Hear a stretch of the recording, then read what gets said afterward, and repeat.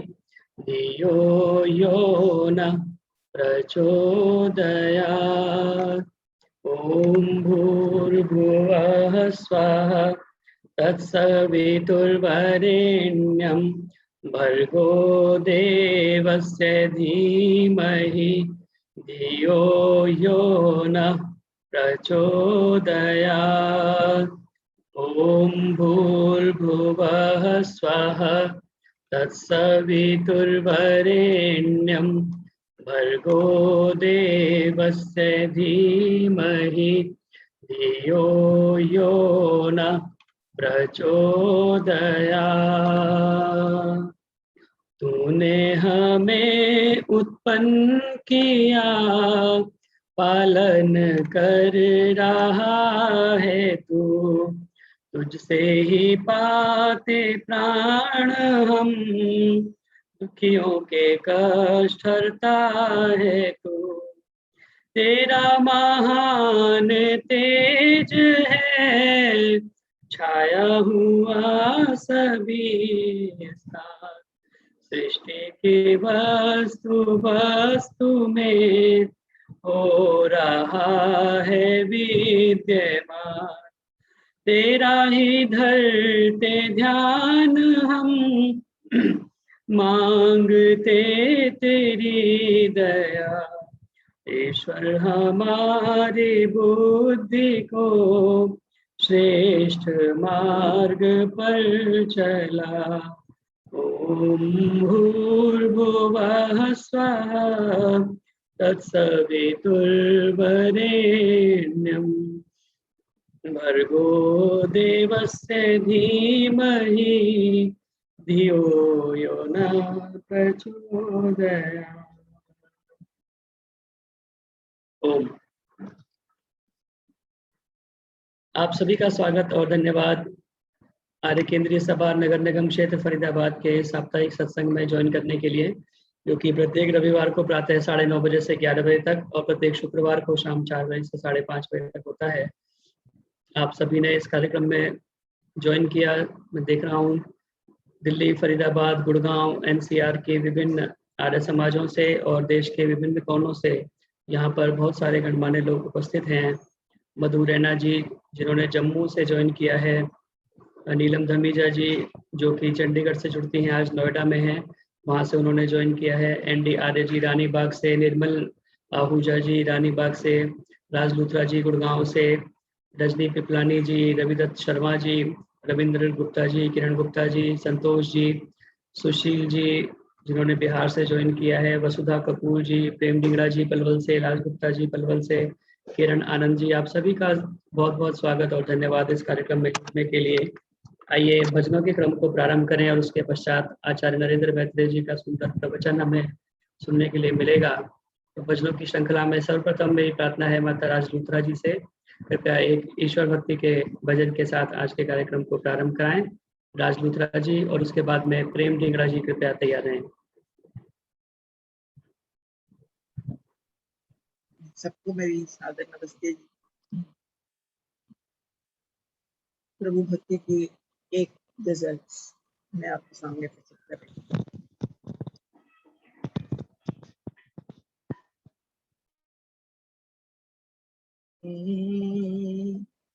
जीवन के आधार जो तुम छोड़ो बाह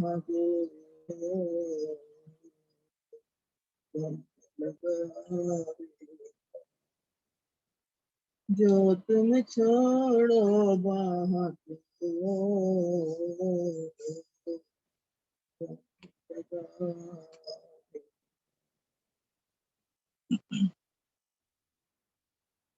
एक भक्त अपने प्रभु से कह रहा है, वही मैं अपनी हृदय में आपके सामने प्रस्तुत कर रही हूँ। तेरा दीदार जो पाऊं तो मैं पाऊं कैसे, तेरा दीदार जो पाऊं तो मैं पाऊं कैसे, दर्द सुना तो सुनाऊं कैसे, अपने दुख दर्द सुनाऊं तो सुनाऊं कैसे, तेरा दीदार बिन तेरे कोई भी है मेरा नहीं इस दुनिया में, बिन तेरे कोई भी है मेरा नहीं इस दुनिया में,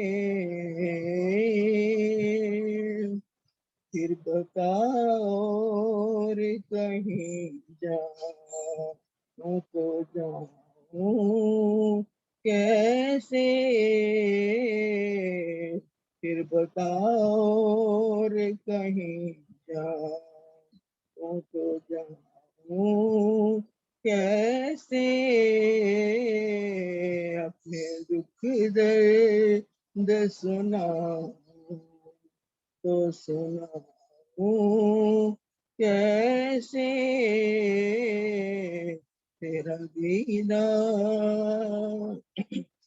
कैसे मैं पास तेरे आऊं बता दो हे भगवान,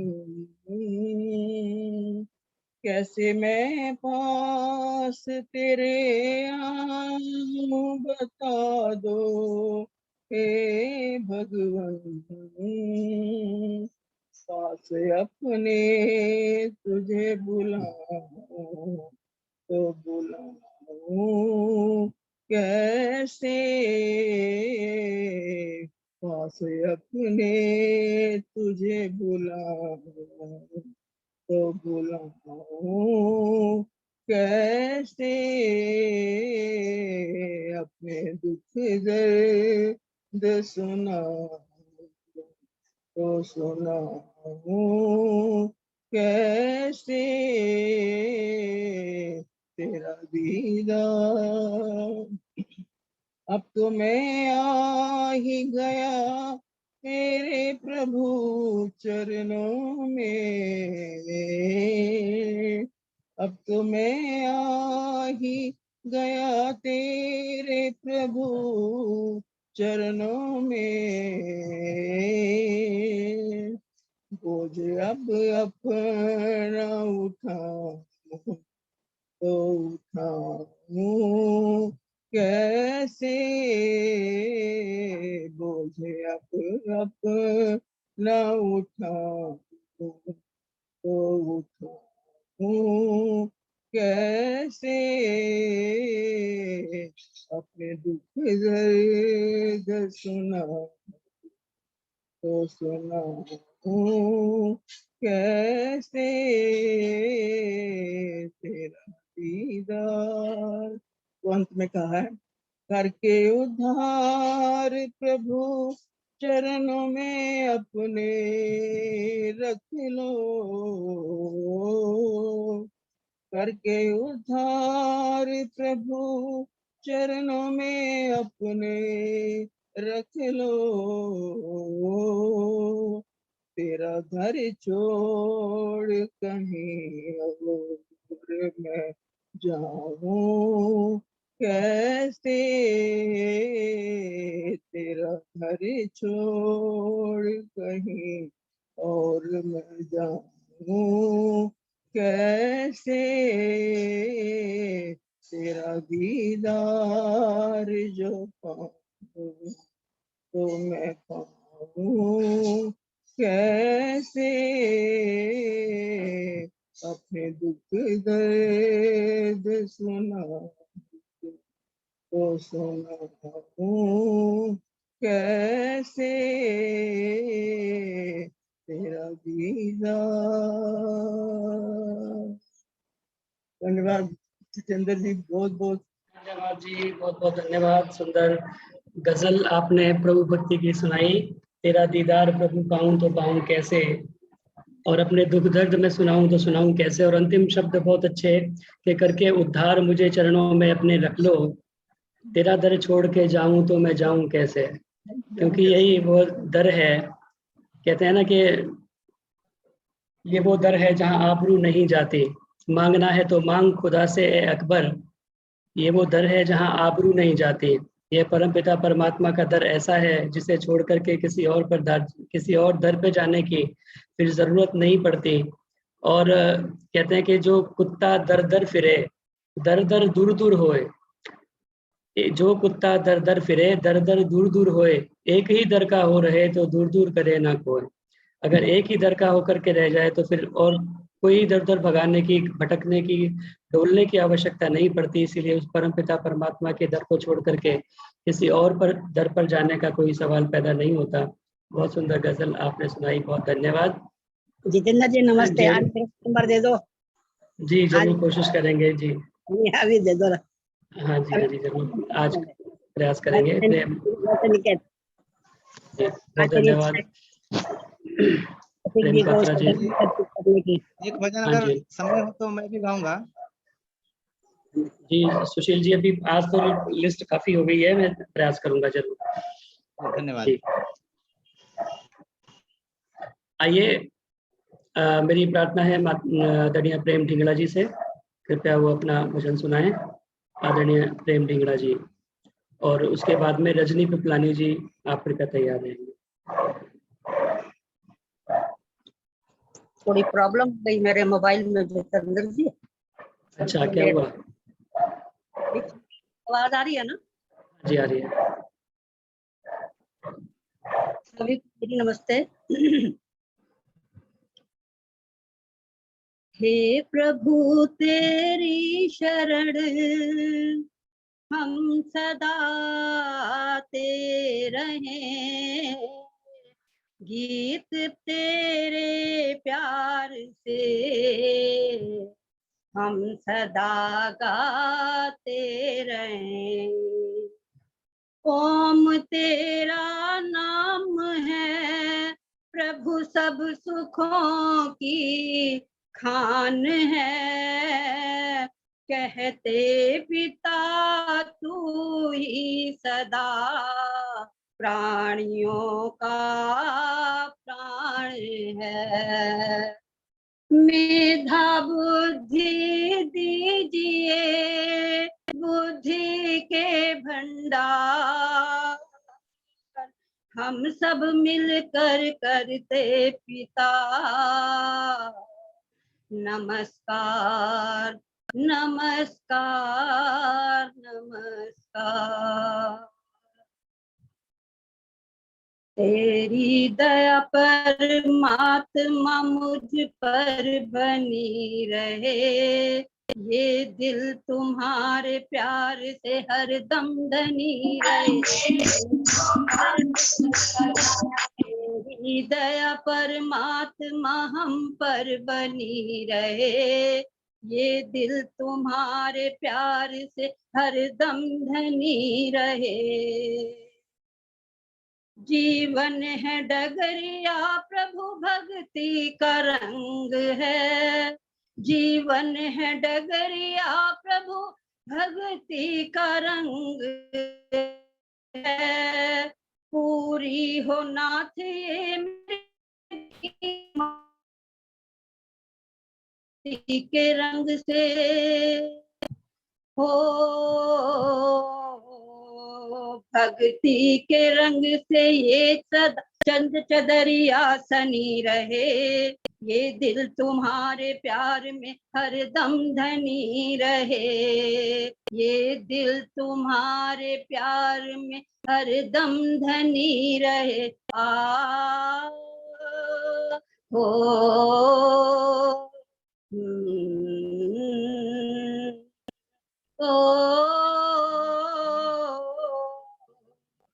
बैठूं तेरे दरबार में हाजिर हजूर में, बैठूं तेरे दरबार में हाजिर हुजूर में, एक पल भी ना रहूं तेरे चरणों से दूर में।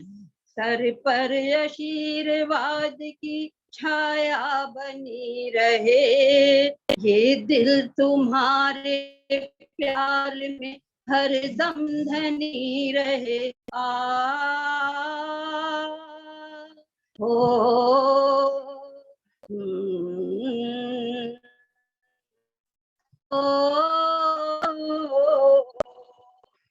बुद्धि पवित्र होवे, बुराइयों से मैं बटलूं, छोड़ूं असत्य को मैं सत्य मार्ग पर चलूं, यज्ञादि कर्म में मेरी श्रद्धा बनी रहे, यज्ञादि कर्म में मेरी श्रद्धा बनी रहे, ये दिल तुम्हारे प्यार में हरदम धनी रहे। हो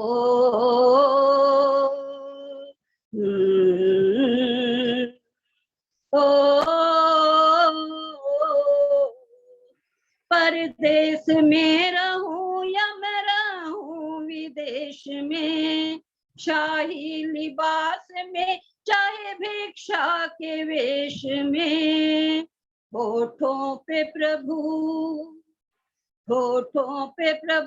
ओम की मधुर ध्वनि रहे, ये दिल तुम्हारे प्यार में हरदम धनी रहे, तेरी दया परमात्मा हम पर बनी रहे, ये दिल तुम्हारे प्यार में हरदम धनी रहे, ये दिल तुम्हारे प्यार में हरदम धनी रहे।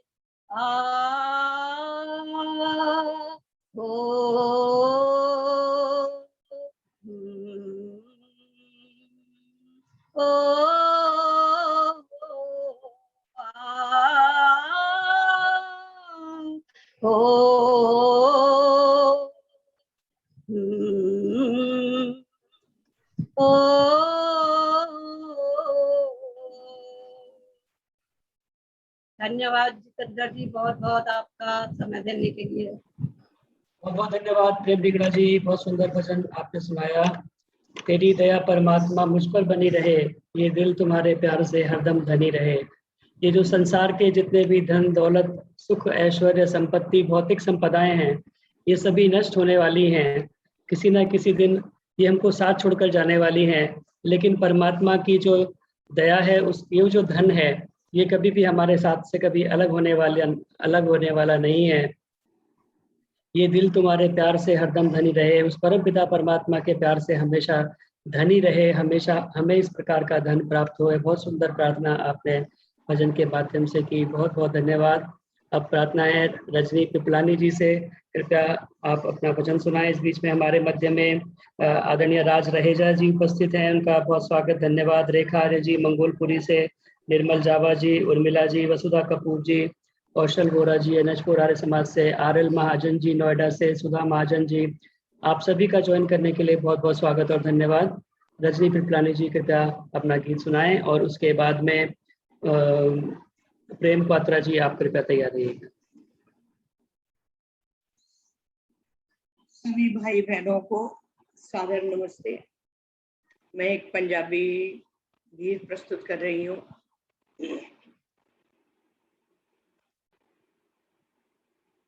जे तू फड़दा न साडी बां, जे तू फड़दा न साडी बां, असां रुल जाना सी।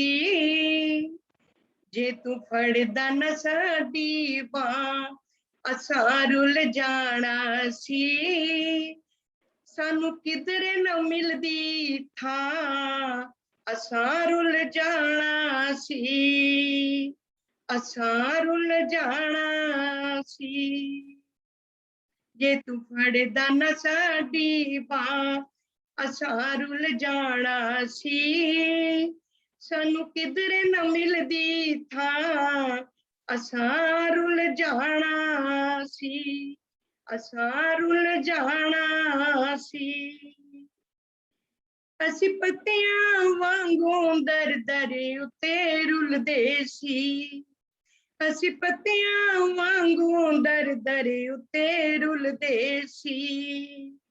ਗਲ ਗਲ ਵਿੱਚ ਸਾਡੀ ਹੱਜ ਅੱਖੀਆਂ ਚੋਂ ਹੰਝੂ ਡੁੱਲਦੇ ਸੀ। ਗਲ ਗਲ ਵਿੱਚ ਸਾਡੀ ਅੱਖੀਆਂ ਚੋਂ ਹੰਝੂ ਡੁੱਲਦੇ ਸੀ। ਜੇ ਤੂੰ ਦਿਖਾਂਦਾ ਨਾ, ਜੇ ਤੂੰ ਦਿਖਾਂਦਾ ਨਾ ਵੇਦਾਂ ਦੀ ਰਾਹ, ਅਸਾਂ ਰੁੱਲ ਜਾਣਾ ਸੀ। ਜੇ ਤੂੰ ਦਿਖਾਂਦਾ ਨਾ ਵੇਦਾਂ ਦੀ ਰਾਹ, ਅਸਾਂ ਰੁੱਲ ਜਾਣਾ ਸੀ। ਸਾਨੂੰ ਕਿਧਰੇ ਨਾ ਮਿਲਦੀ ਥਾਂ, ਅਸਾਂ ਰੁੱਲ ਜਾਣਾ ਸੀ। ਅਸਾਂ ਰੁੱਲ ਜਾਣਾ ਸੀ। ਨਾ ਹੱਸਦੀ ਖੇਡਦੀ ਏ ਜ਼ਿੰਦਗਾਨੀ ਹੋਣੀ ਸੀ। ਨਾ ਹੱਸਦੀ ਖੇਡਦੀ ਏ ਜ਼ਿੰਦਗਾਨੀ ਹੋਣੀ ਸੀ। ਇਸ ਜ਼ਿੰਦਗੀ ਦੀ ਕੁਝ ਹੋਰ ਕਹਾਣੀ ਹੋਣੀ ਸੀ। ਜੇ ਮਿਲਦੀ ਨਾ, ਜੇ ਮਿਲਦੀ ਨਾ ਜਗ ਹਵਨ ਦੀ ਛਾਂ, ਅਸਾਂ ਰੁੱਲ ਜਾਣਾ ਸੀ। ਅਸਾਂ ਰੁੱਲ ਜਾਣਾ ਸੀ।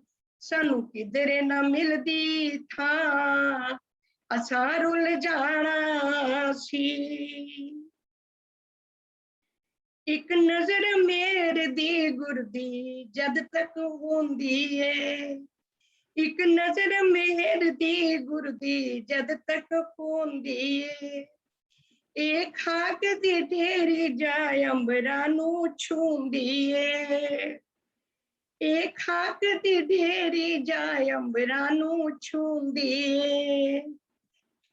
ਓਮ ਗੁਰੂ, ਓਮ ਗੁਰੂ ਮੈਂ ਤਾਂ ਤੇਰਾ ਅਹਿਸਾਨ ਮਨਾ, ਨਹੀਂ ਤਾਂ ਰੁੱਲ ਜਾਣਾ ਸੀ। ਓਮ ਗੁਰੂ ਮੈਂ ਤਾਂ ਤੇਰਾ ਅਹਿਸਾਨ ਮਨਾ, ਨਹੀਂ ਤਾਂ ਰੁੱਲ ਜਾਣਾ ਸੀ। ਸਾਨੂੰ ਕਿਧਰੇ ਨਾ ਮਿਲਦੀ ਥਾਂ, ਅਸਾਂ ਰੁੱਲ ਜਾਣਾ ਸੀ। ਅਸਾਂ ਰੁੱਲ ਜਾਣਾ ਸੀ। ਲੱਖਾਂ ਠੋਕਰਾਂ ਖਾ ਕੇ ਦਰ ਤੇਰੇ ਤੇ ਆ ਬੈਠੇ, ਲੱਖਾਂ ਠੋਕਰਾਂ ਖਾ ਕੇ ਦਰ ਤੇਰੇ ਤੇ ਆ ਬੈਠੇ। ਹੁਣ ਤੋੜ ਨਿਭਾਵੀਂ ਪ੍ਰੀਤ ਤੇਰੇ ਸੰਗ ਲਾ ਬੈਠੇ। ਜੇ ਤੂੰ ਲਾਂਦਾ ਨਾ, ਜੇ ਤੂੰ ਲਾਂਦਾ ਨਾ ਸਿੱਧੜੇ ਰਾਹ, ਅਸਾਂ ਰੁੱਲ ਜਾਣਾ ਸੀ। ਜੇ ਤੂੰ ਲਾਂਦਾ ਨਾ ਸਿੱਧੜੇ ਰਾਹ, ਅਸਾਂ ਰੁੱਲ ਜਾਣਾ ਸੀ। ਸਾਨੂੰ ਕਿਧਰੇ ਨਾ ਮਿਲਦੀ ਥਾਂ, ਅਸਾਂ ਰੁੱਲ ਜਾਣਾ ਸੀ। ਜੇ ਲੱਖਾਂ ਹੋਣ ਜ਼ੁਬਾਨਾਂ ਤੇ ਗੁਣ ਨਾ ਗਾ ਸਕਦਾ, ਜੇ ਲੱਖਾਂ ਹੋਣ ਜ਼ੁਬਾਨਾਂ ਗੁਣ ਨਾ ਗਾ ਸਕਦਾ।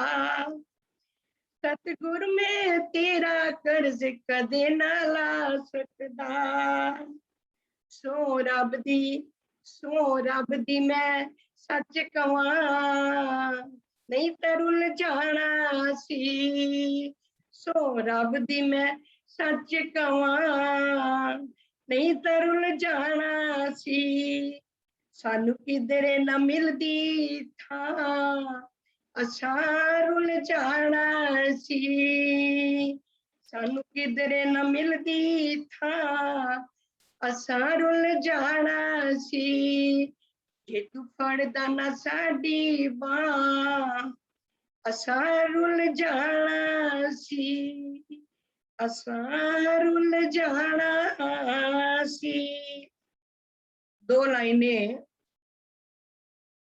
जतिंदर जी मैं आपके लिए बोल रही हूँ। ਤਾਇਲ ਦਿੱਤੀ ਏ ਬਜ਼ੁਰਗਾਂ ਨੂੰ ਐਸੀ ਥਾਂ, ਨਹੀਂ ਤਾਂ ਰੁੱਲ ਜਾਣਾ ਸੀ। ਤਾਇਲ ਦਿੱਤੀ ਏ ਬਜ਼ੁਰਗਾਂ ਨੂੰ ਐਸੀ ਥਾਂ, ਨਹੀਂ ਤਾਂ ਰੁੱਲ ਜਾਣਾ ਸੀ। ਮੈਂ ਤਾਂ ਤੇਰਾ ਅਹਿਸਾਨ ਮਨਾ, ਨਹੀਂ ਤਾਂ ਰੁੱਲ ਜਾਣਾ ਸੀ। घर घर द्वितीय समाज बना, नहीं तो रुल जाना सी। साडी उम्रा द्वितीय वधा, नहीं तो रुल जाना सी। रहता तेरा एहसान मना, नहीं तो रुल जाना सी। धन्यवाद जितेंद्र जी। बहुत बहुत धन्यवाद जी, बहुत सुंदर गीत आपने सुनाया और साथ में कुछ लाइनें आपने और भी जोड़ दी। ये मेरा सौभाग्य है कि आप सभी लोग इस कार्यक्रम से जुड़े हुए हैं और बहुत बढ़िया तरीके से जो लोग आर्य समाज में नहीं जा सकते वो घर बैठ करके इस कार्यक्रम का आनंद ले रहे हैं। और मुझे इसके लिए माध्यम बनाया परमपिता परमात्मा ने, तो उस परमात्मा का भी शुक्रिया है कि मैं इस कार्य को कर रहा हूँ और आप सभी लोग इसके साथ में जुड़ करके इस कार्यक्रम से लाभान्वित हो रहे हैं। उस परमपिता परमात्मा का शुक्रिया है, उस स्वामी दयानंद का शुक्रिया है, आपने अपने गीत के माध्यम से किया, जिसने हमें वेदों की राह दिखाई और वेदों के रास्ते पर हमें चलाया। वरना हम सभी के लिए इस प्रकार के सत्संग करना वास्तव में बहुत मुश्किल कार्य था। वेद की ज्योति जिसने जगाई विमल, भक्ति सिखलाई शिव सच्चिदानंद की, मंत्र स्वाधीनता का पढ़ाया प्रथम, कुप्रथा भिन्नता भेद की बंद की, नारियों को दिलाया उचित स्वत्व फिर, की प्रगति मंद पाखंड चल छंद की, आर्य नर नारियों प्रेम से बोलिए, जय उसी पूज्य ऋषिवर दयानंद की, जय उसी पूज्य ऋषिवर दयानंद की, उसी पूज्य ऋषिवर दयानंद की हम जय बोलें, जिसने हमें वेदों का रास्ता दिखाया और सच्चे प्रभु का हमें रास्ता दिखाया। अन्यथा लोग पता नहीं कहाँ कहाँ किन किन रास्तों पर भटक रहे थे। बहुत बहुत धन्यवाद। और आपको मैं बता दूं कि आपका ये गीत 3 नंबर आर्य समाज में सत्संग चल रहा है, तो वहाँ पर भी बैठ करके लोग सुन रहे हैं। सुदेश मनचंदा जी वहाँ पर उपस्थित हैं जिन्होंने ज्वाइन किया हुआ है, तो आप समझ लीजिए कि आपने 3 नंबर आर्य समाज में बैठ करके ही भजन सुनाया है। धन्यवाद धन्यवाद मनचंदा जी, धन्यवाद। बहुत बहुत धन्यवाद। आइए अब मेरी प्रार्थना है प्रेम क्वात्रा जी से, काफी समय से उनका नंबर नहीं आया, पलवल से आपने ज्वाइन किया है। प्रेम क्वात्रा जी अपने आप को अनम्यूट कीजिए और वो आज श्रद्धांजलि देना चाहती हैं पथिक जी को। और मैं आपको बता दूं कि आज पथिक जी की प्रथम पुण्यतिथि है। पंडित सत्यपाल पथिक जी, जिन्होंने आर्य जगत के इतने सारे भजन बनाए हैं, पुस्तकों की 3 किताबें, पूरी मोटी मोटी बड़ी किताबें हैं। के लिए अवसर हो रही उदयपुर राजस्थान में, और काफी लंबे से आप लोगों का सहयोग मिल, तो आदरणीय पथिक जी को भी आज हम अपनी श्रद्धांजलि अर्पित करते हैं इस कार्यक्रम के माध्यम से। यहाँ उपस्थित सभी आर्यजनों के माध्यम से आर्य केंद्रीय सभा नगर निगम क्षेत्र फरीदाबाद की ओर से अमृतसर के अंदर बहुत बड़ा कार्यक्रम का आयोजन है आज, और आर्य संदेश टीवी पर वह कार्यक्रम 10:30 बजे से लाइव चलेगा। बहुत बड़े बड़े आर्य जगत के उच्च कोटि के विद्वान भजनोपदेशक उस कार्यक्रम में वहाँ पर सम्मिलित होंगे। तो हमारी ओर से भी हम पंडित सत्यपाल पथिक जी को उनकी प्रथम पुण्यतिथि पर आज अपनी श्रद्धा सुमन अर्पित करते हैं। माता प्रेम क्वात्रा जी से प्रार्थना है कि कृपया वो अपना भजन सुनाएं। आदरणीय प्रेम क्वात्रा जी, उसके बाद रविंद्र गुप्ता जी भी तैयार रहेंगे। आर्य भजन सम्राट पंडित सत्यपाल पथिक जी की पुण्यतिथि पर भजन के माध्यम से श्रद्धांजलि। कहाँ चल दिए पथिक जाने वाले, कहाँ चल दिए पथिक जाने वाले, गीतों से जग में भर के उजाले, गीतों से जग में भर के उजाले, अमर ज्योति जग में जगेगी हमेशा, अमर ज्योति जग में जगेगी हमेशा, नहीं होगा दूजा कवि आप जैसा, नहीं होगा दूजा कवि आप जैसा।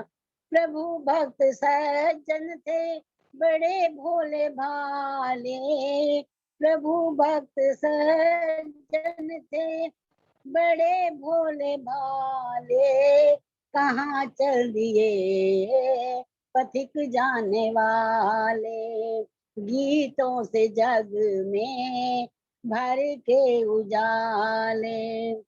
ऋषि को समर्पित जीवन था सारा, ऋषि को समर्पित जीवन था सारा। चले वेद पथ पर ऋषि ऋण उतारा, चले वेद पथ पर ऋषि ऋण उतारा।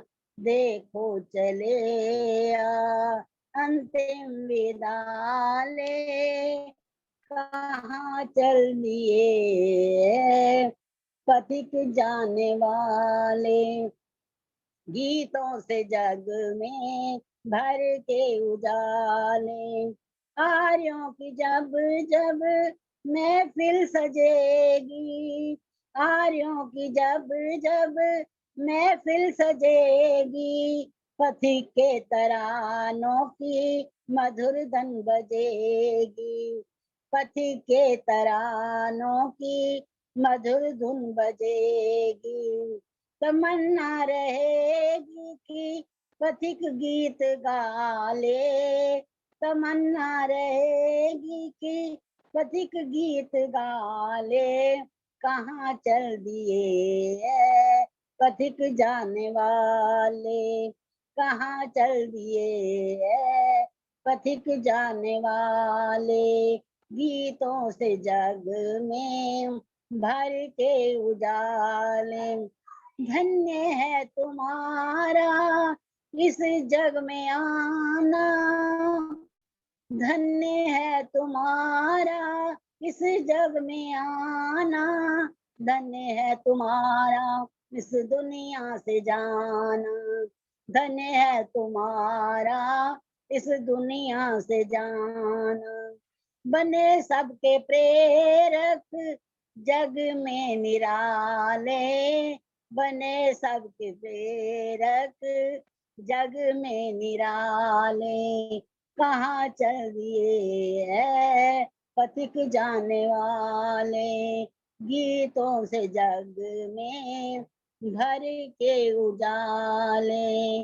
कहाँ चल दिए पथिक जाने वाले, गीतों से जग में भर के उजाले।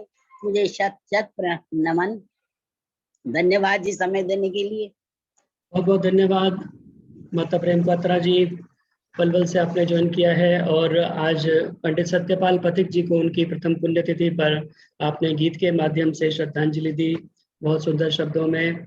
और चंद पंक्तियां मैं भी सुना दूं इससे पूर्व कि रविंद्र गुप्ता जी अपना भजन सुनाएं। पथिक जी को हम सब श्रद्धांजलि दे रहे हैं। दिल में बसे हैं सबके, नहीं जाएंगे भुलाए, पथिक जी याद आए, पथिक जी याद आए। योगी तपस्वी ज्ञानी महापुरुष बन के आए, पथिक जी याद आए, पथिक जी याद आए। लिख लिख के गीत आपने इतिहास रच दिया है, वेदों का सार आपने गीतों में भर दिया है। जब तक रहेगी दुनिया जाएंगे गीत गाए, पथिक जी याद आए, पथिक जी याद आए।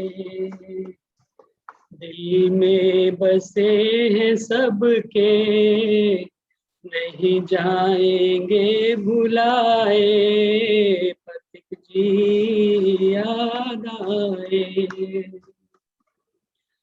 गा गा के भजन आपके प्रभु भक्त बन गए हैं, सुन सुन दोस्तों, के मेरा था, पर वो भी बीच गीत में आपके ऋषि भक्त बन गए हैं, जीवन संवर गया है, सब दे रहे दुआएं, पथिक जी याद आए,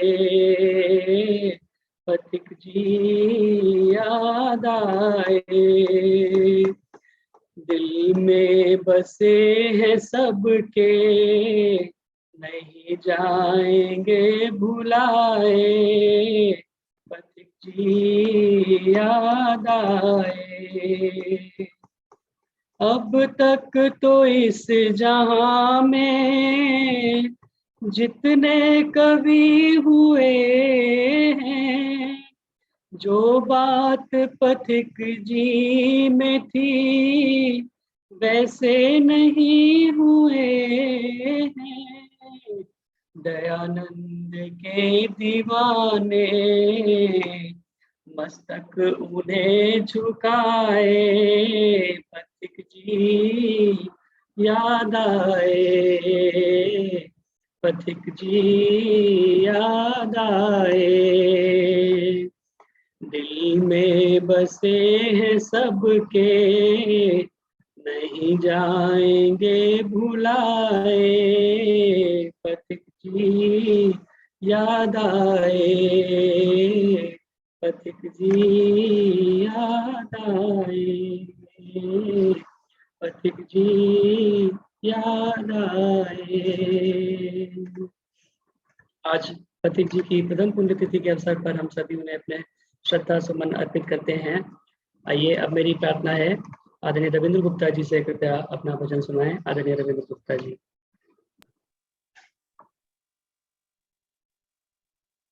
सभी श्रोताओं को मेरा नमन। सतपाल पथिक जी की पहली पुण्यतिथि पर मेरा कोटि कोटि नमन श्रद्धांजलि के रूप में। आइए, एक ऋषि का पथिक जी द्वारा रचित ऋषि का गीत प्रस्तुत है। उससे पहले 4 लाइनें। ना जिसे दिल में चैन था, ना रात को आराम था, ना जिसे दिन में चैन था, ना रात को आराम था, दिल में एक दर्द लिए घूमता सुबह शाम था, दिल में एक दर्द लिए घूमता सुबह शाम था।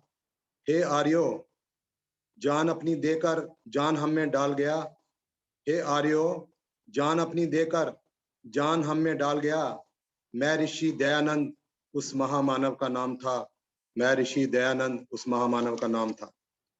आइए, एक ऋषि का गीत पथिक जी द्वारा रचित। भूल न पाएंगे हम तुमको प्यारे ऐ ऋषिवर, भूल न पाएंगे हम तुमको प्यारे ऐ ऋषिवर, धर्म की बलि वेदी पर कर दिए तूने प्राण न्यौछावर,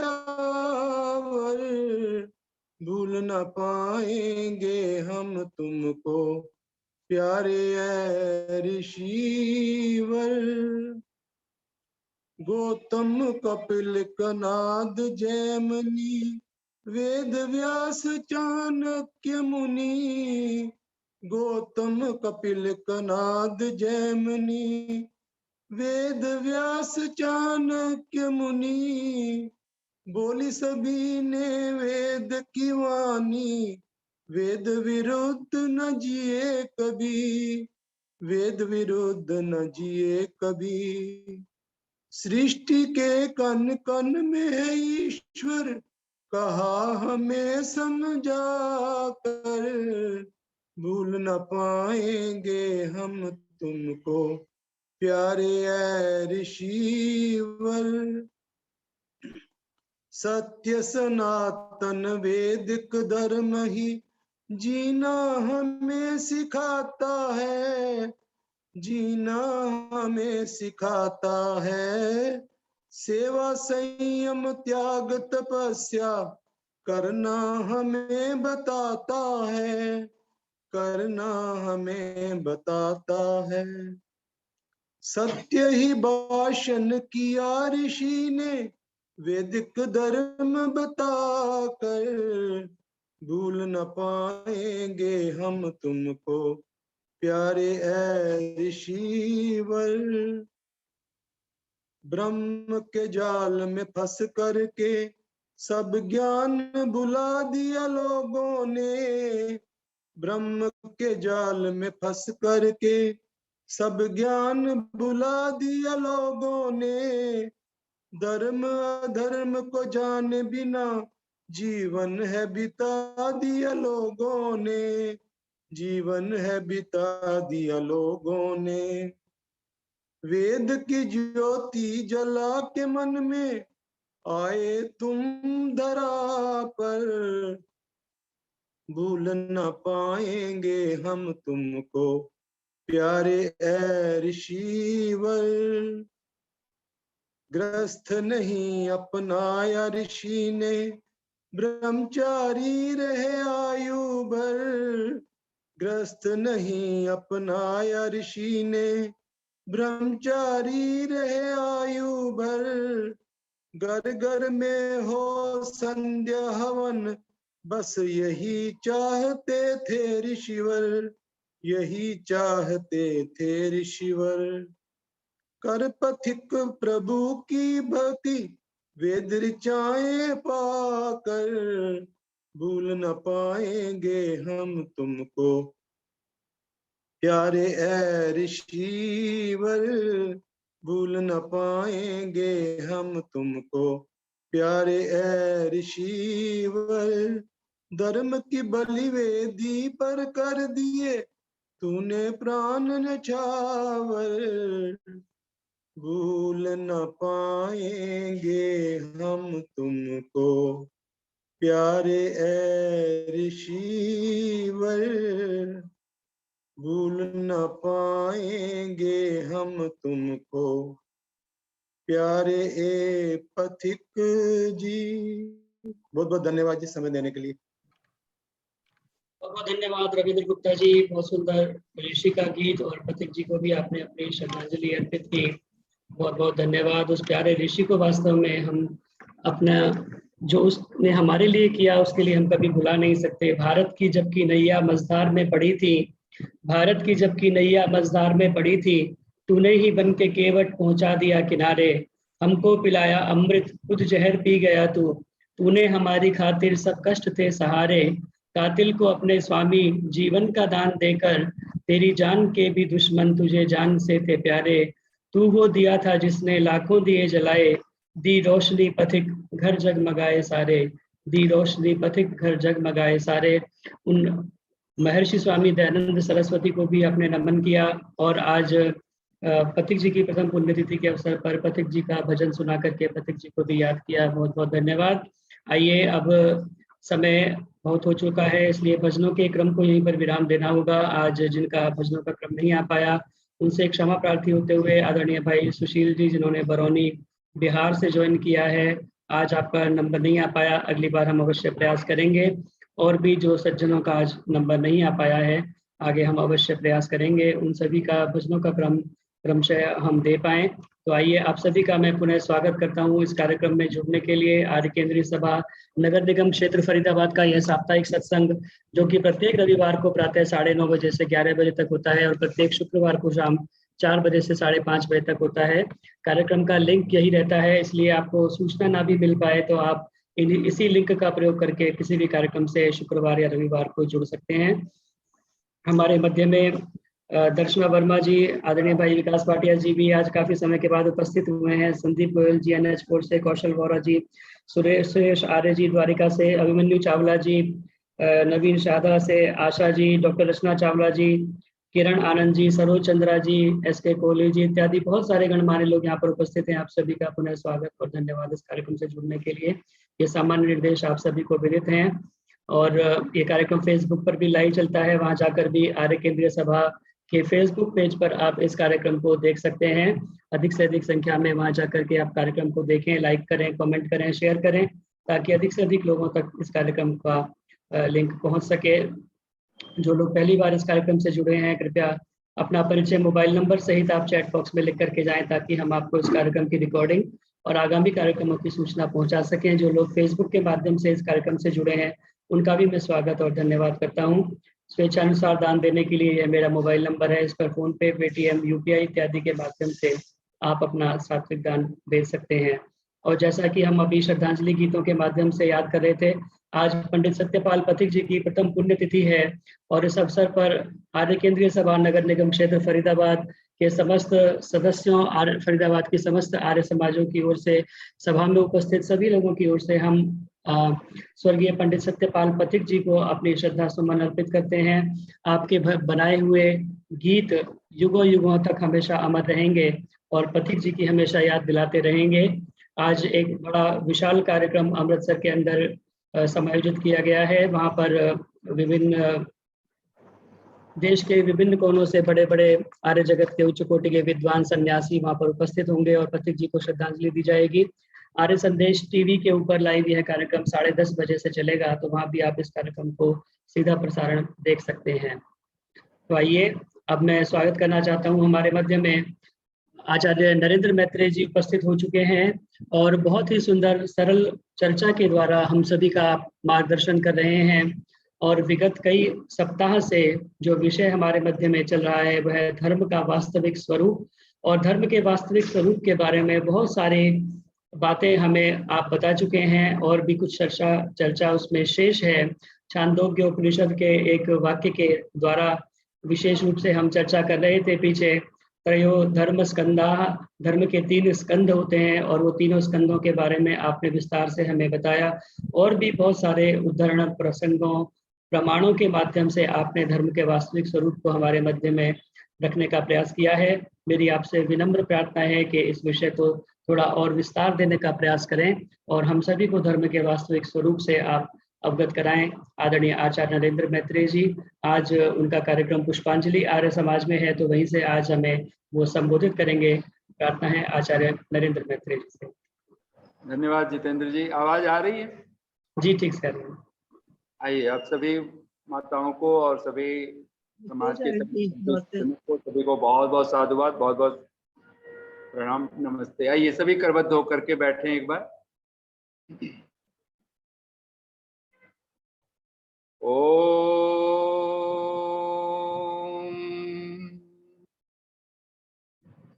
मधो मन्मे निक्रमणम, मधो मन्मे परायणम, वाचा वदामि मधुमत् भूयासं मधुसन्दृशः। ॐ नमः शम्भवाय च मयो भवाय च, नमः शंकराय च मयस्कराय च, नमः शिवाय च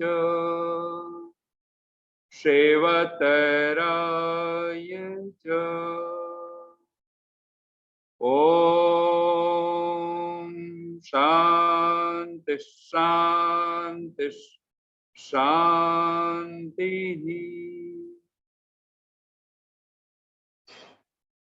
आर्य समाज नगर निगम क्षेत्र फरीदाबाद, आर्य केंद्रीय सभा और फरीदाबाद की सभी समाजें, सभी महिला समाज, पुरुष समाज, सभी अधिकारी वर्ग और पूरी दिल्ली आदि पूरे भारतवर्ष के सभी प्रांतों से उपस्थित सभी धर्मप्रिय सज्जनों, मातृशक्ति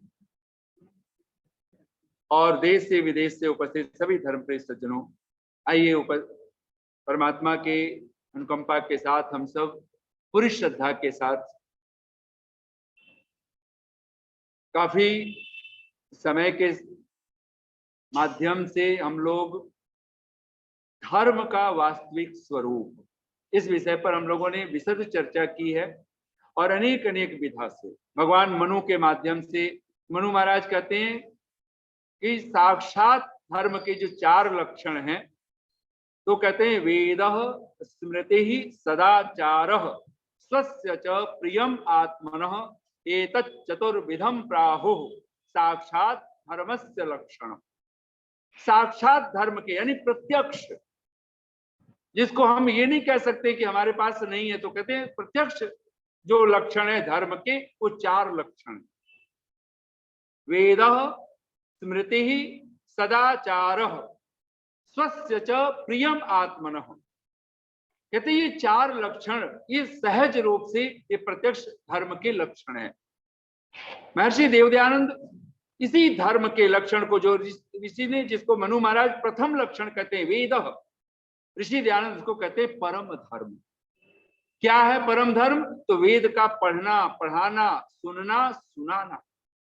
अगर हम वेदों को पढ़ते हैं, वेदों को सुनते हैं, वेदों को पढ़ाते हैं, वेदों को सुनाते हैं, तो हम धार्मिक हैं, तो हम परम धार्मिक हैं, ये कह सकते हैं। स्मृति, स्मृति का अर्थ है जो वेदों की भाषा को जिन्होंने जाना है, उन आप्त पुरुषों ने, उन ऋषियों ने, उन महापुरुषों ने, उनकी वाणी का नाम है स्मृति। इसलिए स्मृति को धर्म शास्त्र कह करके पुकारा गया। जैसे जिसमें मनुस्मृति आदि याज्ञवल्क्य की स्मृतियां हैं, अथवा जितने भी हमारे और शास्त्र हैं, जिसको हम षट शास्त्र भी कहते हैं। दर्शनों, भगवान पतंजलि के जो सूत्र हैं, योग दर्शन है, सांख्य दर्शन है महर्षि कपिल का, गौतम ऋषि का न्याय दर्शन है, भगवान वेदव्यास का वेदांत दर्शन है, महर्षि जैमिनी का मीमांसा दर्शन है, जिसको हम लोग पूर्व मीमांसा, उत्तर मीमांसा, तो वेदांत को उत्तर मीमांसा भी कहा गया है, तो मीमांसा दर्शन। और इन सारे ग्रंथों को जहां ऋषियों की वाणी से हम जब जुड़ते हैं, और ऋषि वे हैं जो मंत्र दृष्टा है, ऐसे ऋषियों की वाणी के माध्यम से जब हम वेद के 4 लक्षणों की बात करते हैं, तो वेदः स्मृतिः, तीसरा लक्षण कहते हैं सदाचारः। सदाचार का अर्थ है सत्पुरुषों का आचरण। जो महापुरुष हैं, जो सत्पुरुष हैं, उनका जो आचरण है, वो जो जैसा शरीर से, तन से, मन से, वाणी से जो व्यवहार करते हैं, उसका नाम है सदाचार।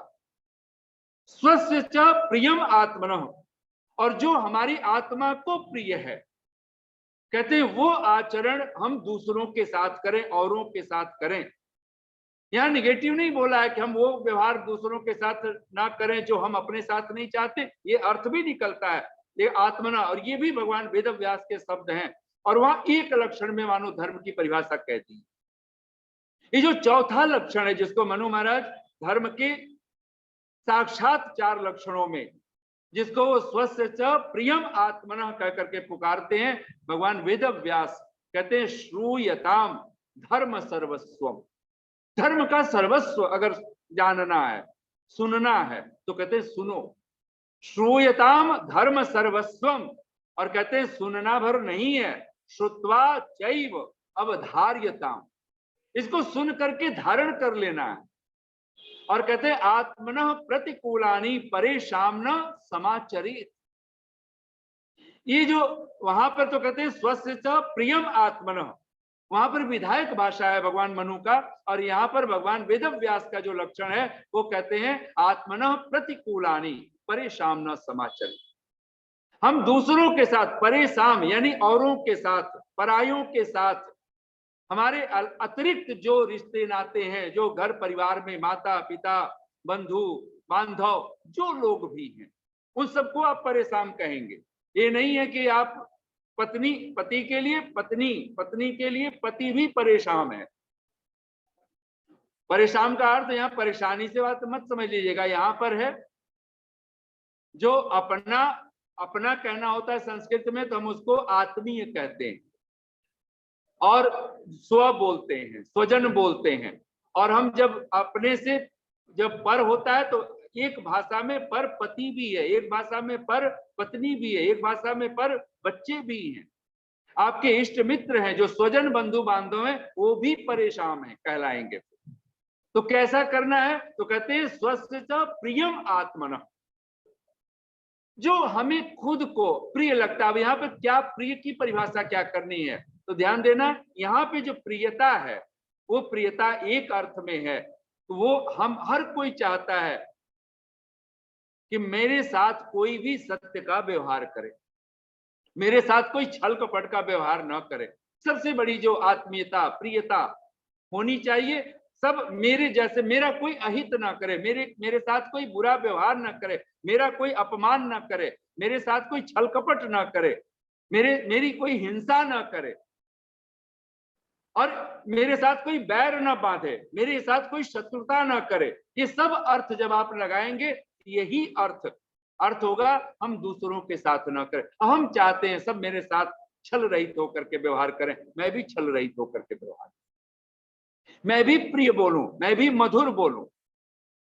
ऋषि दयानंद जब ये वाक्य बोलते हैं, सब आर्यों का परम धर्म है, तो वेद का पढ़ना पढ़ाना सुनना सुनाना सब आर्यों का, तो हमें ये बात बहुत सहजता से समझ में आ जानी चाहिए। ये 4 लक्षण, उसके साथ तत्क्षण आप ऋषियों की वाणी से हम जुड़ना शुरू हो जाएंगे। तत्क्षण हम सदाचार, हम सत्पुरुषों के आचरण से जुड़ जाएंगे और सहज रूप से स्वस्य च प्रियम आत्मन, जो हमारी, और हम आत्म तल पर पहुंच जाएंगे। फिर हम जानेंगे कि आत्मा क्या है, फिर हम समझ पाएंगे कि मैं हूं कौन, फिर मुझे क्या चीज परिग्रह करना चाहिए और किसको छोड़ देना चाहिए। परिग्रह करने योग्य अगर कुछ है तो संसार का ये आउटर वेल्थ परिग्रह करने के लिए नहीं है। अगर सचमुच में परिग्रह करने योग्य है तो 6 संपदाओं को कह करके, जिसको इनर वेल्थ कहेंगे हम लोग, 6 संपदा, उनका परिग्रह करें ना हम लोग, जितना मात्रा में कर सकें। वो सब थोड़ा ही है और वो नाम हम सब जानते हैं, बोलेंगे श्रम, दम, तितिक्षा, उपरति, श्रद्धा, समाधान। ये 6 संपदाएं, यानी पहली संपदा है श्रम की संपदा, मन की शांति, जहां सब शांत होगा, यहाँ जहां उपद्रव नहीं होगा, जहां किसी भी तरह के काम, क्रोध, लोभ, मोह, मद, मत्सर, ईर्ष्या, द्वेष, ये सारी वासनाएं, जिसको अगर भगवान पतंजलि की भाषा में कहें, जहां यम प्रतिष्ठा पालेगा, नियम प्रतिष्ठित हो जाएगा। ये 10 लक्षण हैं योग के, जो यम नियमों की भाषा में 5 यम और 5 नियम, तब समझना चाहिए कि हम आत्मा की प्रियता को समझने लगे। हमें अहिंसा प्रिय है, और अहिंसा का सीधा सा जो अर्थ है, भगवान वेद व्यास जब इसका भाष्य करते हैं तो सर्वथा सर्वदा सर्वभूतानाम अनभिद्रोह। सर्वदा, सर्वदा का मतलब है सदा, हमेशा। सर्वथा का अर्थ है सब प्रकार से। अनभिद्रोह, और किसके साथ? सर्वभूतानाम, सभी प्राणियों के साथ। अनभिद्रोह कहते हैं द्रोह न करना, द्वेष न करना। और जहां द्रोह है, द्वेष है, इसी का नाम हिंसा है। हम किसी का दिल दुखाएं, उससे कोई मतलब नहीं है। माता पिता, ये जो हम व्याख्या बैठा करके बैठे हुए हैं, किसी का दिल ना दुखे हमसे, नहीं। अगर द्रोह नहीं है तो आप समझ लें कि आप अहिंसक हैं। और ये धर्म का, और इसीलिए तो महाभारत आदि ग्रंथों में तो यहां तक कह दिया जाता है, धर्म का जब एक लक्षण की बात की है, आप सब एक बार दोहरा लीजिए, अहिंसा लक्षणो धर्म, धर्म विदो विदुः। महाभारत का ये बहुत प्यारा सूत्र एक तरह से है, अहिंसा लक्षणो धर्म। धर्म का अगर एक लक्षण में जब आप बात करेंगे, अगर नहीं धर्म क्या है, तो कहते हैं अहिंसा धर्म, ऐसे आप कह सकते हो। अहिंसा परमो धर्म, अहिंसा ही परम धर्म है। और भगवान वेदव्यास तो कह देते हैं, अगर आप जब आप योग दर्शन पढ़ेंगे तो वहां पर कहते हैं अहिंसा को ही अवदात करने के लिए, अहिंसा को ही अत्यंत प्रतिष्ठा देने के लिए से उतरे च यम नियमा, जो बाद के जितने यम नियम है, यानी सत्य, अस्तेय, ब्रह्मचर्य, अपरिग्रह, शौच, संतोष, तप, स्वाध्याय, ईश्वर प्रणिधान, ये सब किसकी प्रतिष्ठा करने के लिए है? अहिंसा को प्रतिष्ठित करने। और इसीलिए जब हम लोग भगवान का ध्यान करते हैं, वैदिक संध्या करते हैं, तो 6 बार हम लोग दोहराते हैं, यो समान द्वेष्टि यम च वयम दुष्म। हम कभी द्रोह करने वाले ना बने, द्वेष करने वाले ना। और ध्यान देना, ये स्वस्य च प्रियम आत्मनः, आत्मनः प्रतिकूलानि, ये किसको समझ में आएगा? जिसके पास वेद है, जिसके पास ऋषियों की वाणी है, स्मृति है, जिसके पास सदाचार है, सिर्फ वो आत्म तत्व को समझ पाएंगे। दूसरे को समझना ही मुश्किल है। अब कोई और कौन समझ नहीं पाएगा? तो मैं भगवान वेद व्यास के ही महाभारत जैसे पावन ग्रंथ में वो बहुत प्यारे अंदाज में लिखते हैं। आप एक बार आप सब धीरे धीरे बोलेंगे मेरे पीछे भी। 10 धर्मम न जानन्ति, कहते हैं 10 लोग धर्म को नहीं जानते हैं। यानी स्वस्य च प्रियम आत्मनः, आत्मनः प्रतिकूलानि, ये जो आत्मा शब्द लगा रहे हैं ना, धर्म को कौन नहीं जान पाएगा? कौन स्वस्य च प्रियम आत्मनः का व्यवहार नहीं कर पाएगा? छल कपट रहित नहीं हो सकता है व्यक्ति। वो कहेगा मैं मांस खाता हूं, मुझे प्रिय है तो सारी दुनिया को मांस खिलाओ। मैं शराब पीता हूं, सारी दुनिया को शराब पिलाओ। मुझे शराब प्रिय है तो शराब सारी दुनिया को बांटो। तो क्या ये प्रिय कहलाएगा? ये आत्मा आत्मनः प्रतिकूलानि आत्मनस्य प्रियम च आत्मनः कहलाएगा? नहीं कहला सकता। यहाँ पर तो धर्म के जो लक्षणों में जब आप प्रवेश करेंगे, जहां पर आपको पता चल गया है मैं शरीर नहीं हूं, मैं देह नहीं हूं, ना हम देह न में देह, आत्मा का गेह देह को संवारो। आत्मा का गेह यानी ये शरीर है क्या? तन तो साधन मात्र है, नहीं मनुज का ध्येय। ध्येय माने लक्ष्य। तन तो साधन मात्र है, नहीं मनुज का ध्येय। ध्येय बनेगा तन अगर तो जीवन होगा हेय। फिर तो ये हेय बन जाएगा, घृणित हो जाएगा, छोड़ने योग्य हो जाएगा, त्याज्य हो जाएगा। धन तो, और इसी भाषा में दूसरे ये आउटर वेल्थ भी क्या है? धन तो साधन मात्र है, नहीं मनुज का ध्येय। ध्येय होगा धन अगर तो जीवन होगा हेय। यानी धन और तन, अगर इसको हमने अपने जीवन का लक्ष्य बना करके बैठे, इसी तन को ही आत्मा बना करके बैठे, तो फिर असुर किसको कहेंगे?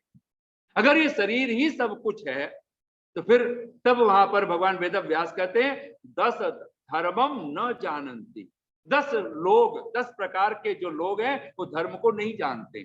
और ये किसको कहा जा रहा है? तो धृतराष्ट्र को कहा जा रहा है। वहां धृतराष्ट्र निबोधतान, हे धृतराष्ट्र उनको सुनो, उनको जानो। 10 लोग धर्म को कभी नहीं जान सकते। बिल्कुल बहुत सुंदर।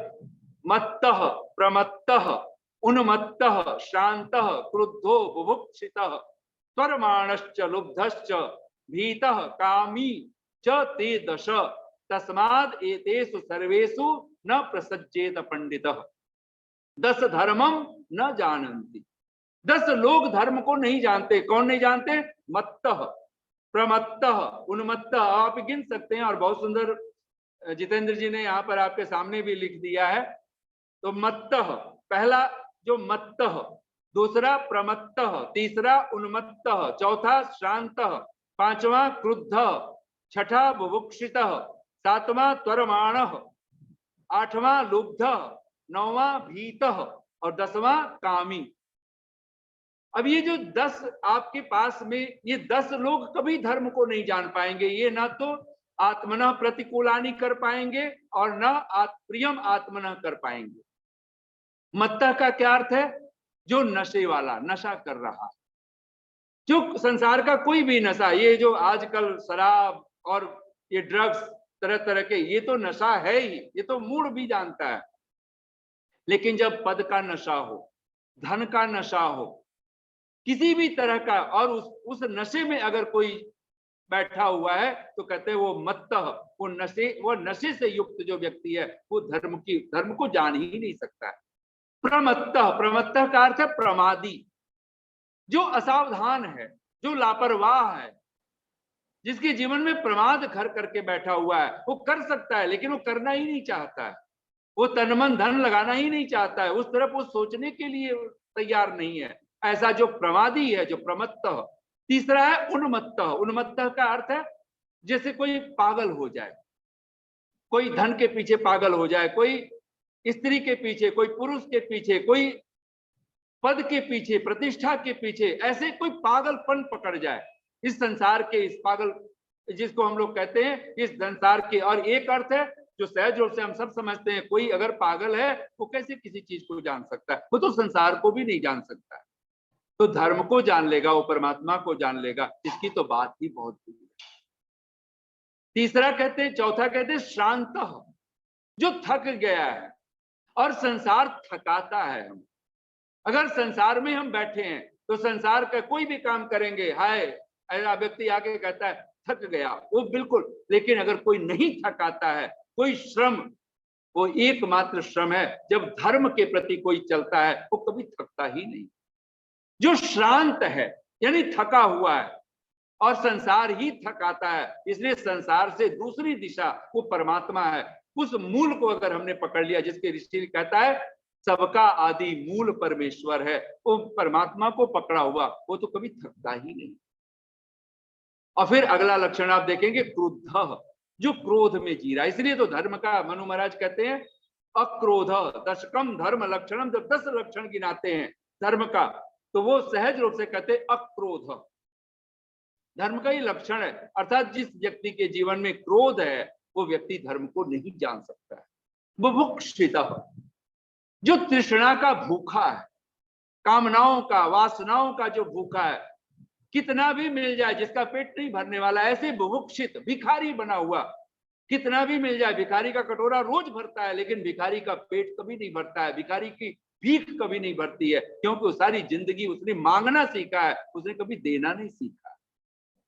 जो देना जानता है वो कभी बुभुक्षित नहीं रहता है। इसलिए कहते हैं भगवान भूखा जगाता जरूर है, लेकिन भगवान कभी भूखा सुलाता नहीं है। ये कहने वालों को कहना पड़ा, अगर परमात्मा के मार्ग पर अगर कोई है। इसलिए तो अभी अभी तो हम लोगों ने नवरात्रि, भगवान को जब हम देवी कह करके पुकारते हैं, क्योंकि परमात्मा तो स्त्री भी है, परमात्मा पुरुष भी है, और परमात्मा नपुंसक भी है, अथवा परमात्मा इन तीनों लिंगों से बाहर है। इसलिए तो उसको माता भी कहते हैं, पिता भी कहते हैं, मित्र भी कहते हैं, गुरु आचार्य भी कहते हैं। और हम लोग कहते हैं कि इन्हीं नवरात्रों में भगवान को जब देवी कह करके पुकारा, तो कहते हैं या देवी सर्वभूतेषु श्रद्धा रूपेण संस्थिता नमस्तस्यै नमस्तस्यै नमस्तस्यै नमो नमः। वहीं पर व्याख्या किया है या देवी सर्वभूतेषु क्षुधा रूपेण संस्थिता। क्षुधा कहते हैं भूख की तरफ। अगर हमें भूख लगे तो हमें धर्म की भूख लग जाए, और धर्म से जो आया हुआ धन है, पद है, कामनाएं हैं, कहते हैं वो धर्म की जब भूख लगती है तो व्यक्ति अर्थवान होता है, वो कामनाओं से आप्त काम होता है, वो पूर्ण काम बन जाता है, और वो परम पद का अधिकारी बनता है। ऐसे कहते हैं जो बुभुक्षित। लेकिन यहाँ पर अगर वासनाओं की भूख लगी है, तो कहते हैं ऐसा व्यक्ति जो, जिसके लिए कहा गया 3 जो ऐषणाएं हैं, पुत्र ऐषणा, वित्त ऐषणा, लोक ऐषणा, और ये कभी किसी की पूरी नहीं होती है। जिसको तृष्णा की भूख लगी है, ऐसा बुभुक्षित व्यक्ति, और ये संसार में कहते हैं वो भी धर्म को नहीं जान सकता है। त्वरमाणश्च, कहते हैं त्वरमाण का क्या, धर्म का पहला लक्षण है धृति, धैर्य। अगर हमारे जीवन में धैर्य नहीं है तो फिर हम त्वरमाण, अर्थात हम शीघ्रता, जिसको कहते हैं जल्दबाज, ऐसा व्यक्ति जो हर अधैर्य है, सब्र नहीं रख सकता है, सब्र न रखने वाला है, ऐसा व्यक्ति कभी धर्म को नहीं जान सकता है। अगला लक्षण भगवान कहते हैं लुब्ध, जो लोभी है। भगवान वेदव्यास के शब्द क्या अद्भुत है। मत्तः, जो नशे में है, प्रमत्तः, जो प्रमादी है, उन्मत्तः, जो पागल हो चुका है, श्रांतः, जो थक चुका है, क्रुद्धः, जो क्रोध से भरा पड़ा है, बुभुक्षितः, जो भूखा है, त्वरमाणः, जो जल्दबाज है, अधैर्य वाला है, असब्र वाला है, लुब्ध, लोभी है, भीतः, जो डरा हुआ है। इसलिए तो भगवान के भक्तों के लक्षण में आता है स्थित प्रज्ञ का लक्षण। भगवान कृष्ण भगवत गीता में कहते हैं वीतराग भय क्रोध। जब कोई योग के मार्ग पर चलता है, परमात्मा के पथ पर चलता है, धर्म के पथ पर चलता है, तो कहते ही भीत, वो भय से रहित हो जाता है। इसलिए तो भगवान कृष्ण भगवत गीता में जब दैवी संपदा गिना रहे हैं, तो दैवी संपदा 26 संपदाएं गिनाते हैं। और पहली संपदा है, आप सब अपने मन में बोलिए, अभयम। दूसरा शब्द वो कहते हैं सत्व संशुद्धि, अभयम सत्व संशुद्धि। अब यहाँ पर पहला ही जो शब्द है अभयम, भय रहित हो जाना, ध्यान देना। और ये उसके बाद ही जैसे भीतर के बाद है अगला लक्षण कहते हैं कामी, जो कामनाओं से घिरा हुआ है और संसार की तुच्छ कामनाओं में जो अपने आप को जकड़ चुका है, मकड़ जाल बना हुआ है, ऐसा व्यक्ति कहते हैं ये जो 10 लोग हैं ये धर्मम न जानंती, हे धृतराष्ट्र ये धर्म को नहीं जान सकते। तस्माद कहते हैं इसलिए एतेषु सर्वेषु न प्रसज्जेत पंडित, इन सब में प्रसज्जित न प्रसज्जेत पंडित, जो पंडित है। अब यहाँ पंडित अर्थ ज्ञानी के लिए है, विद्वान के लिए है, समझदार के लिए। हम लोग एक बार अगर ये मस्तिष्क में बिठा लिए तभी तो कहते हैं ना, मंजिल पाना तो बहुत दूर की बात है, मंजिल पाना तो बहुत दूर की बात है, अगर गुरूर में रहेंगे तो रास्ते भी नहीं देख पाए। मंजिल पाना तो बहुत दूर की बात है, अगर हम चाहते हैं उस परम पद को, उस परम धाम को अगर प्राप्त कर लेना, तो कहते हैं उस मंजिल तक तो वे ही लोग पहुंच सकते हैं। कौन? जो पंडित बन चुका है। और पंडित के बहुत सारे लक्षण मनु महाराज तो कहते ही हैं, भगवान वेदव्यास कहते हैं। वहीं पर अगर आप देखेंगे तो पंडित शब्द किसको कहा, यहाँ तक कबीर तो कह देते हैं, ढाई आखर प्रेम का पढ़े सो पंडित हो। अब कबीर ने तो पंडित शब्द आप देख रहे हो, आज हम लोग पंडित को केवल ब्राह्मणों से जोड़ के रखा हुआ है। पंडित का अर्थ है जो समझदार है। और आदि शंकराचार्य ने इस पंडित शब्द की बहुत सुंदर व्याख्या की है। आप सब एक बार बोलिएगा, पंडित शब्द कहां से बना है? पंडा शब्द से बना है। और आज तो पंडा शब्द भी तथाकथित तीर्थ स्थानों पर जो लोग रहते हैं, जो आपको हर समय मजबूर कर दें कि आप उनको कुछ न कुछ दो, जैसे कोई भिखारी पीछे पड़ जाए, आज पंडित की वेशभूषा बना करके अपने आप को ज्ञानी बना करके, वहां आदि शंकराचार्य लिखते हैं पंडित कौन है, तो कहते हैं पंडा अर्थात आत्म विषया बुद्धि। पंडा का अर्थ क्या अर्थ है? आत्म विषयक जिसकी बुद्धि है। इसीलिए यहाँ पर स्वस्थ प्रियम आत्मनः, जब भगवान मनु कहते हैं आत्मनः प्रतिकूलानि परेशान न समाचरित, जब भगवान वेदव्यास कहते हैं, तब यहाँ पर समझ में आना चाहिए पंडित का पंडा शब्द से बना आत्म विषया बुद्धि। आत्म विषयक बुद्धि का नाम है पंडा। और कहते हैं ऐसी बुद्धि जिसकी है यस्य स पंडितम, यानी जिसकी बुद्धि में आत्म विषयक बुद्धि बन चुकी है, जो जान चुका है अथ चैतन्यम आत्मा, मैं चैतन्य हूं, मैं जड़ नहीं हूं। ये संसार का मकान, दुकान, कार, कोठी, बंगला जोड़ना ये मेरे जीवन का लक्ष्य नहीं है। मुझे मत्त प्रमत्त उन्मत्त नहीं बनना है, मुझे कामी क्रोधी लोभी नहीं बनना है, मुझे अधैर्य में नहीं जीना है। इस भाषा में जब हम जानना शुरू करेंगे तो निसंदेह आपको पाएंगे कि हमने परमात्मा की तरफ एक कदम बढ़ा लिया। तो धर्म के लिए कहते हैं 10 धर्मम न जानन्ति, ऐसे जो 10 लोग हैं ये धर्म को कभी नहीं जान सकते।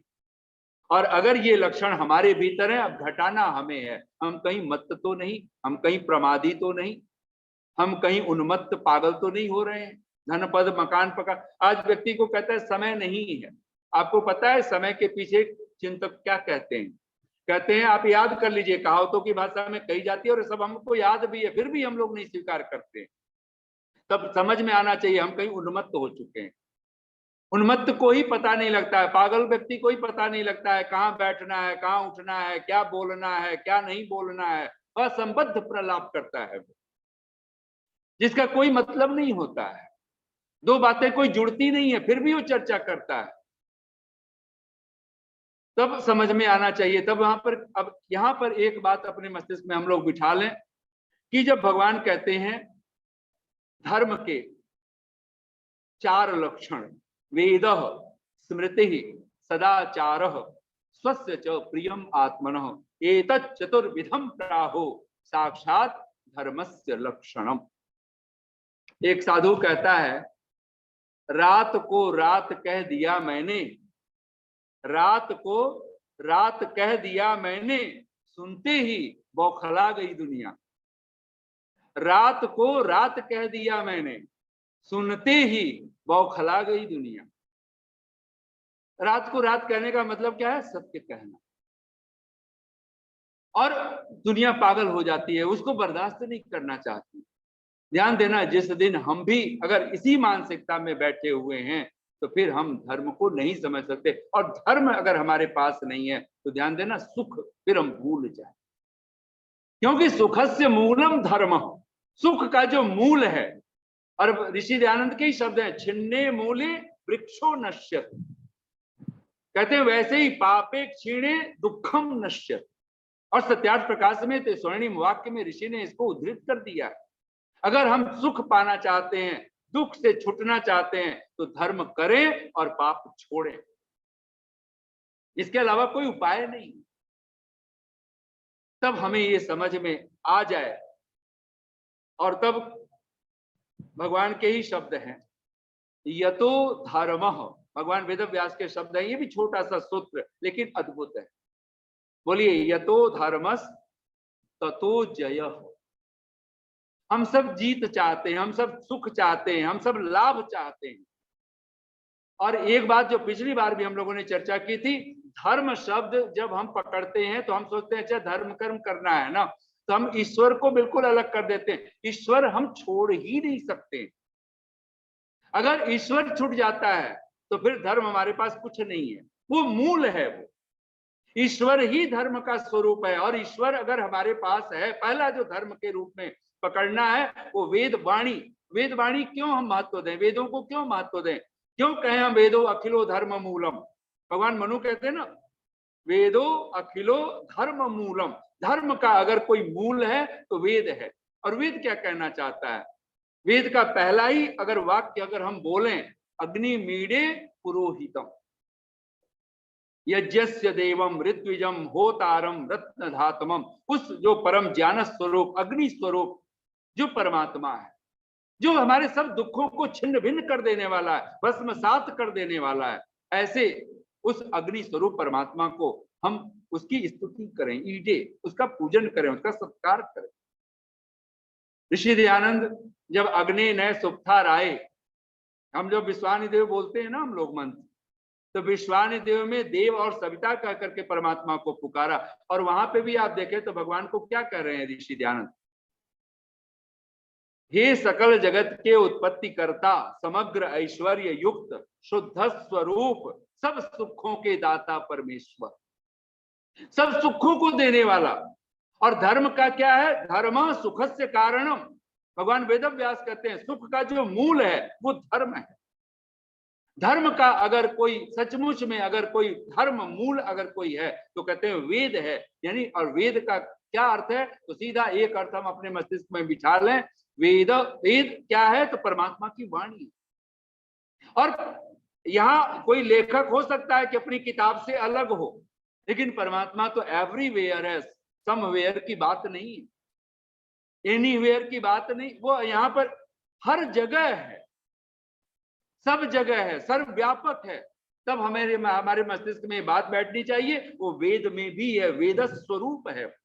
गोस्वामी जी बहुत ठीक लिखते हैं, नमामि समीशान निर्वाण रूपम विभुम व्यापकम ब्रह्म वेद स्वरूपम, भगवान वेद स्वरूप है। इसे वेद का एक भी मंत्र, एक भी शब्द हमारे अगर हमने उसे हृदयस्थ कर लिया, उसे कंठस्थ कर लिया, उसे अपने दिलो दिमाग में अगर बिठा लिया, तो फिर हमसे ज्यादा भगवान के कृपा पात्र कोई दूसरा नहीं हो सकता। अग्नि नए सुप्था राय जब इस मंत्र का भाष्य करते हैं ऋषि दयानंद यजुर्वेद भाष्य, वहां पे प्रश्न किया है, अथ ईश्वर कान अनुग्रहणाति, ईश्वर किनके ऊपर अनुग्रह करता है, ईश्वर किसके ऊपर अनुग्रह करता है, किसके ऊपर अपनी कृपा बरसाता है। तो वहां पर सहज लिखा है, ये मतलब जो मनुष्य, ये मनुष्या सत्य भावेन परमेश्वरम उपासते, जो सत्य भाव से परमेश्वर की उपासना करते हैं। पहला अगर धर्म हमारे पास होगा तो पहला यज्ञ हमारे पास होगा, उसका नाम है ब्रह्म यज्ञ। संध्या उपासना फिर हम नहीं छोड़ पाएंगे, फिर ये आंख की नींद तोड़नी होगी, सूरज उदय हो उससे पहले हमें उदय होना होगा, हमें अपनी निद्रा तोड़नी होगी। जैसे और गुरु नानक को कह देते हैं, जागो रे जिन जागना अब जागन की बार, फिर क्या जागे नानका जब सोवे पांव पसार। ये बाहर की भी नींद तोड़नी जरूरी है। इस शयन आलस्य आदिकम विहाय, ऋषि दयानंद लिखते हैं, जो शयन आलस्य आदि छोड़ करके संधि वेलायाम, जो संधि वेला में, यानी अभी सूरज उगा नहीं है, उस समय हमारी संध्या हो जानी चाहिए, हमारा ब्रह्म यज्ञ संपन्न हो जाना चाहिए। सांझ सूरज अस्त हुआ है, जो कम से कम 1 घंटा का जो समय, वो हमारे पास परमात्मा का समय, वो ब्रह्म यज्ञ है। अगर हम सचमुच में धर्म से ओतप्रोत होंगे तो हमारे पास अगर कुछ होगा तो परमात्मा। रात को रात कह दिया मैंने, यह सुनकर बौखला गई दुनिया। परमात्मा का भक्त जब भी कोई बात कहता है, वो इसीलिए तो ऋषि कहता है, सत्य को ग्रहण करने, असत्य को छोड़ने में सर्वदा उद्यत रहना चाहिए। और आप जान के हैरान होंगे, जैसे ही आप ब्रह्म यज्ञ आपके जीवन का अंग बनेगा, धर्म, और ये अगर धर्म को अगर आपने क्रियात्मक रूप देना है, अगर ये जो 10 तरह के लोग थे, मत्त, प्रमत्त, उन्मत्त, शांत, क्रुद्ध, बुभुक्षित, कर्माण, लुब्ध, भीत, कामी, ये जो 10 प्रकार के लोग हैं, ये 10 प्रकार के लोग ये 5 यज्ञ कभी नहीं कर पाएंगे। इसलिए यज्ञ को क्रिया यज्ञ कहा गया है। आपने अगर आपने योग दर्शन पढ़े तो क्रियात्मक योग कह करके महर्षि पतंजलि, भगवान वेद व्यास जब भाष्य करते हैं तो क्रिया योग कहते हैं। और क्रिया योग क्या है, आप सब एक बार बोलिए अपने मन में वहां। तपः, स्वाध्याय, ईश्वर प्रणिधानानि क्रिया योग। कहते हैं जिसको योग की तरफ चलना है, जिसको क्रियात्मक योग करना है, परमात्मा, जिसको समाधि चाहिए, योग चाहिए, मोक्ष चाहिए, कैवल्य चाहिए, उसको क्या करना होगा? तपः, स्वाध्याय, ईश्वर प्रणिधानानि। और ये बात जब हम लोग त्रयो धर्म स्कंधा में हम लोगों ने चर्चा की थी, तो धर्म का जो दूसरा स्कंध तप है, वो तप क्या रखता है अपने पास में? तो यहाँ पे भी मानो भगवान पतंजलि का सूत्र कहना चाहता है कि तपः, अगर तप आपके पास होगा तो सबसे निकट आपके पास कोई चीज होगी, वो स्वाध्याय। और स्वाध्याय अगर आपके पास है, तप आपके पास है, तो क्या होना चाहिए? ईश्वर प्रणिधान। हर समय आपको ये ख्याल में आना चाहिए, इंसान में भगवान है, भगवान में इंसान है। उन सफीनों का कभी तूफान कर सकते हैं क्या, जिनका माझी है खुदा, जिनको खुदा पे मान है। मंजिलें चल पड़ती हैं उन राहगीरों की तरफ, दिल में जिनके जोश है, पैरों में जिनके जान है।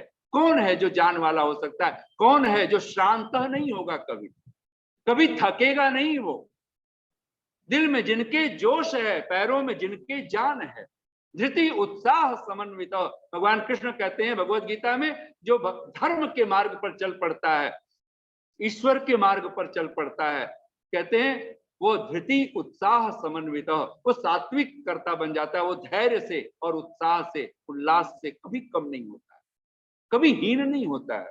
इसलिए ऋषि दयानंद ने तो अपने अद्भुत ग्रंथ सत्यार्थ प्रकाश के हर अध्याय को एक नाम दिया है, समुल्लास। वो चाहते कुछ और भी नाम दे सकते थे, लेकिन हर अध्याय को एक नाम दिया, समुल्लास। उल्लास अगर धर्म हमारे जीवन में है, वो परमात्मा, और धर्म का सीधा सा मूल अर्थ कीजिए परमात्मा, ब्रह्म, अगर वो हमारे पास नहीं है। इसलिए तपः एव द्वितीयो ब्रह्मचर्य आचार्य कुलवासी तृतीय। धर्म का जब तीसरा स्कंध बात करते हैं, छांदोग्य उपनिषद का ऋषि कहता है, तो ब्रह्मचर्य आचार्य कुलवासी, ये जो ब्रह्मचर्य है। और ब्रह्मचर्य का जब अर्थ ऋषि दयानंद करते हैं तो ऋषि के शब्द हैं, आप सब बोलिए एक बार, संस्कृत में है, ब्रह्मणि वेदे वा चरितुम शीलम यस्य स ब्रह्मचारी। ब्रह्मचारी किसको कहा है?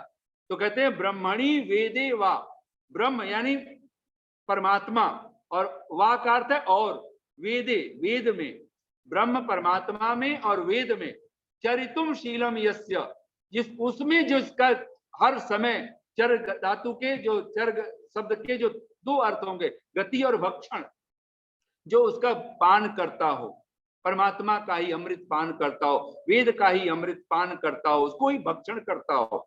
और गति के 3 अर्थ हैं, ज्ञान, गमन, प्राप्ति, जो हर समय जिसके जीवन का ये अंग बन जाए। तो निसंदेह वो परमात्मा का कृपा पात्र बनता है। इसलिए पहला लक्षण जब कहते हैं मत्तः, और अंतिम जो लोग का जो 10वें नाम दिया है भगवान वेदव्यास ने, तो कहते हैं कामी। कामी का क्या अर्थ है?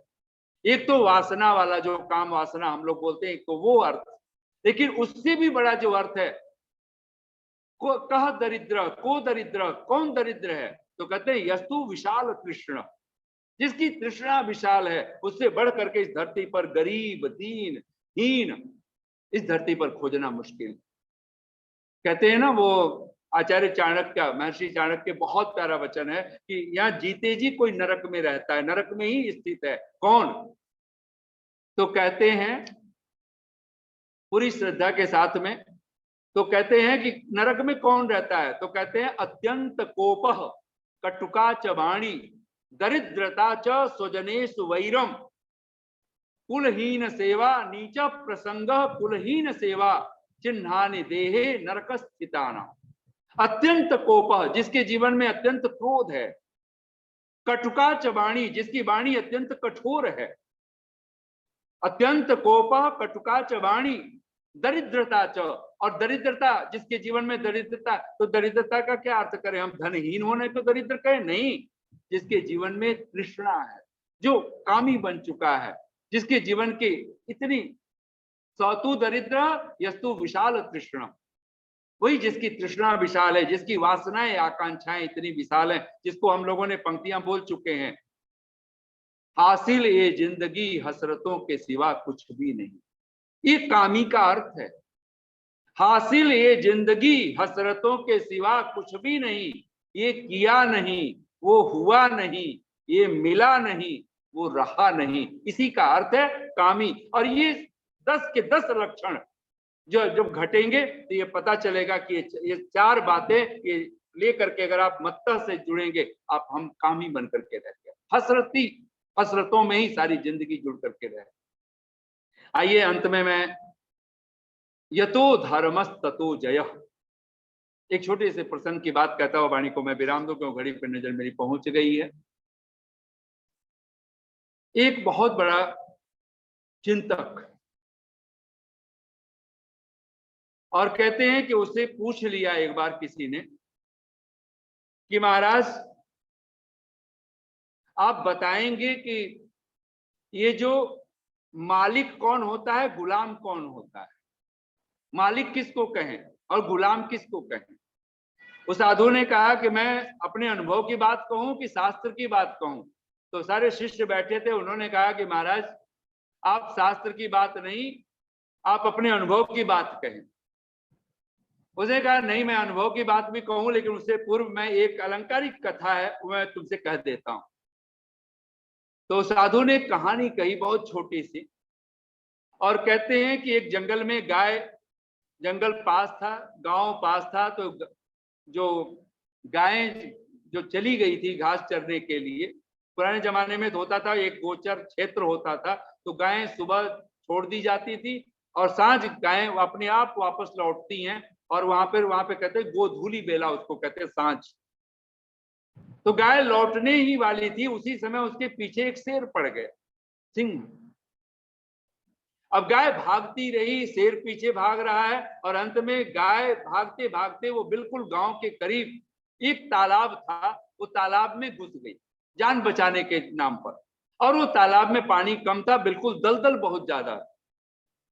गाय उस तालाब में, उस दलदल में जाकर के वो भी जाकर के फंस गई है, बिल्कुल अब वो आगे नहीं बढ़ पा रही है, लेकिन घिसट घिसट करके कुछ, और वो शेर भी गाय का शिकार करना चाहता था, और वो भी आकर के उस गाय को पकड़ने के लिए वो भी उस तालाब में प्रवेश कर जाता है। साधु कहता है कि वो शेर और गाय के बीच की जो दूरी थी बहुत थोड़ी सी अब बच गई, लेकिन वो दलदल शेर भी पार नहीं कर पा रहा है, गाय भी वहां से आगे पीछे बढ़ नहीं पा रही। कोई काफी समय हो गया, कोई घंटा भर बीत गया होगा। तो गाय पूछती है, थोड़ा सा उसको धैर्य, वैसे तो डर रही है, सामने काल है, लेकिन गाय पूछती है तुम्हारा कोई मालिक है? तो शेर हंस पड़ा, बोला ना समझ, मैं खुद मालिक हूं, मैं खुद जंगल का राजा हूं, तू अपने प्राणों की चिंता कर। तो गाय मुस्कुरा पड़ी, बोली नहीं, मेरा मालिक है, और वो आता ही होगा। वो मुझे जब नहीं पाएगा अपने घर पर तो वो इस समय खोज रहा होगा और खोजते खोजते वो तालाब पे जरूर आने वाला है। अब तुम तालाब में तुम भी हो, मैं भी हूं, और कहते हैं कि सचमुच में थोड़ी देर में वो देखता है, शेर भी देखा, गाय ने भी देखा, उसका मालिक खोजते खोजते तालाब पे आ गया और उसने फिर रस्सी आदि का सहारा लेकर के कुछ अपने खुद उस तालाब में प्रवेश करके और गाय को निकाल लिया। और गाय वहां मुस्कुरा रही थी और बोली, देखो मेरा मालिक आ गया और मुझे लेकर के अब जा रहा है घर। और वो शेर देखता रह गया। साधु ने जब शिष्यों को कहा,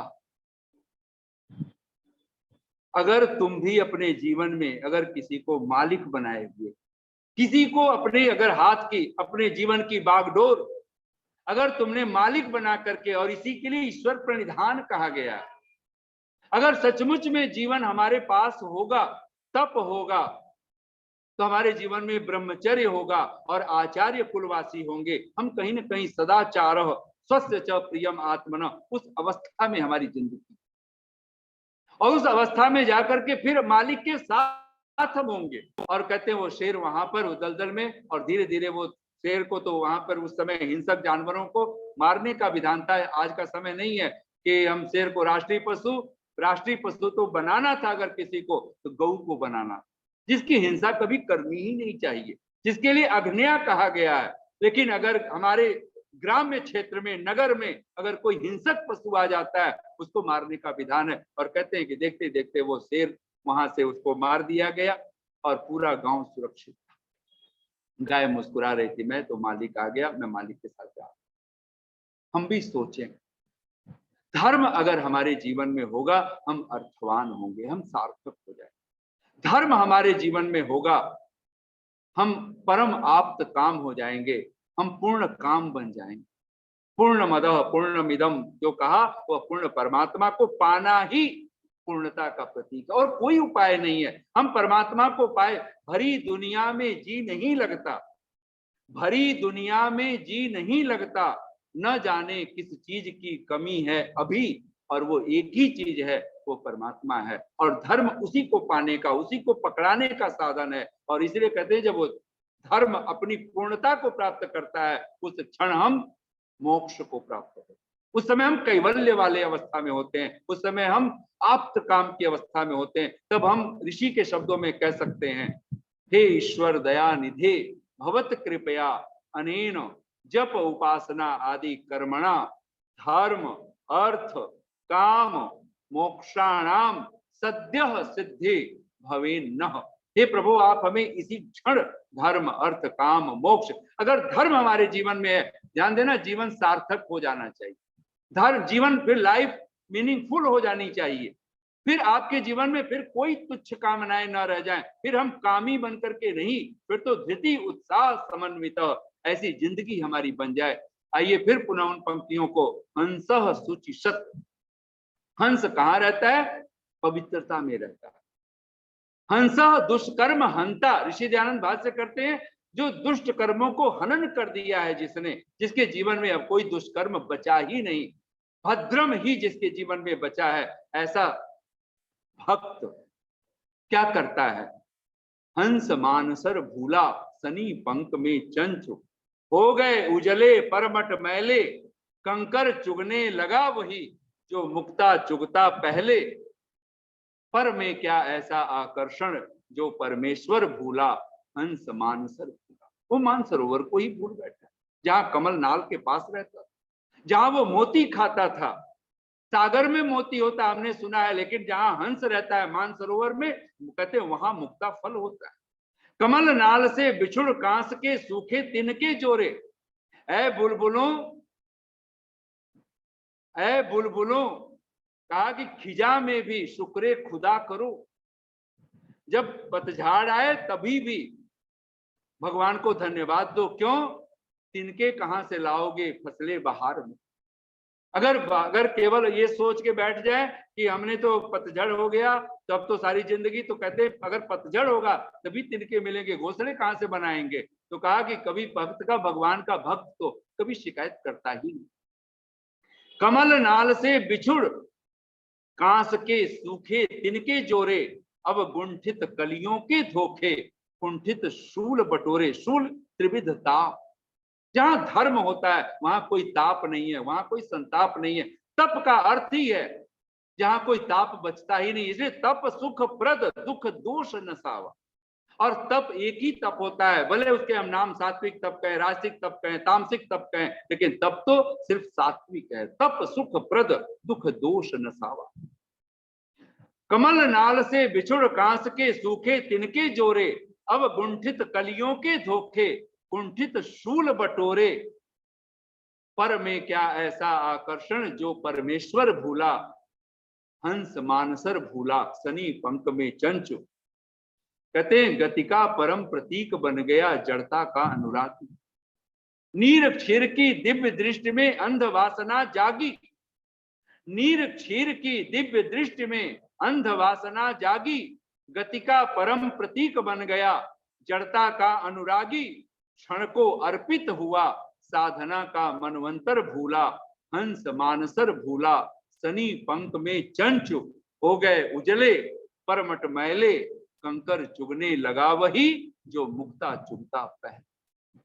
जो मुक्ति का फल खाता था, धर्म अगर हमारे पास है तो फिर हमारे पास जो फल आएगा वो मुक्ता फल, वो मोती। संस्कृत भाषा में बार बार याद रखिए, मुक्ति का ही दूसरा नाम मोती है, अपभ्रंश है वो हिंदी में, अन्यथा तो मुक्ति। और ये शरीर ये सीप की नाई है। किंवदंती है स्वाति की बूंद, और स्वाति नक्षत्र की बूंदे अगर सीप में पड़ जाए तो मुक्ता फल बन जाता है। वो स्वाति की बूंद कुछ और नहीं, वो परमात्मा की ही अमृत वाणी। अगर वो परमात्मा की भक्ति हमारे जीवन में आ गई, धर्म हमारे जीवन में आ गया, निसंदेह मुक्ता फल बनता। नीर क्षीर की दिव्य दृष्टि में अंध वासना जागी, गति का परम प्रतीक बन गया जड़ता का अनुरागी। क्षण को अर्पित हुआ साधना का मनवंतर भूला, हंस मानसर भूला सनी पंख में चंचु। हो गए उजले परमट मैले, कंकर चुगने लगा वही जो मुक्ता चुगता पहले। आइए हम सब परमात्मा से प्रार्थना करें, सचमुच में अगर हम हंस हैं, धर्म हमें हंस बना सकता है। चल हंसा उस देश जहां शुचि सत्य। और ये मंत्र यजुर्वेद में 2 बार आता है, अध्याय शायद 10वां अध्याय और 12वां अध्याय। आप पढ़ेंगे हैरान होंगे, ये जीवात्मा के भी लक्षणों में आता है। जब कोई आप तो पुरुष होता है, जब कोई धर्म पुरुष बन जाता है तो ये सारे लक्षण उसके बन जाते हैं, और परमात्मा के भी ये सारे लक्षण हंस सुचिषत। आइए हम सब परमात्मा को पुकारें और अंत में 4 पंक्तियां कहते हुए, और मैं जो अक्सर बोला करता हूं उन पंक्तियों को बोल रहा हूं।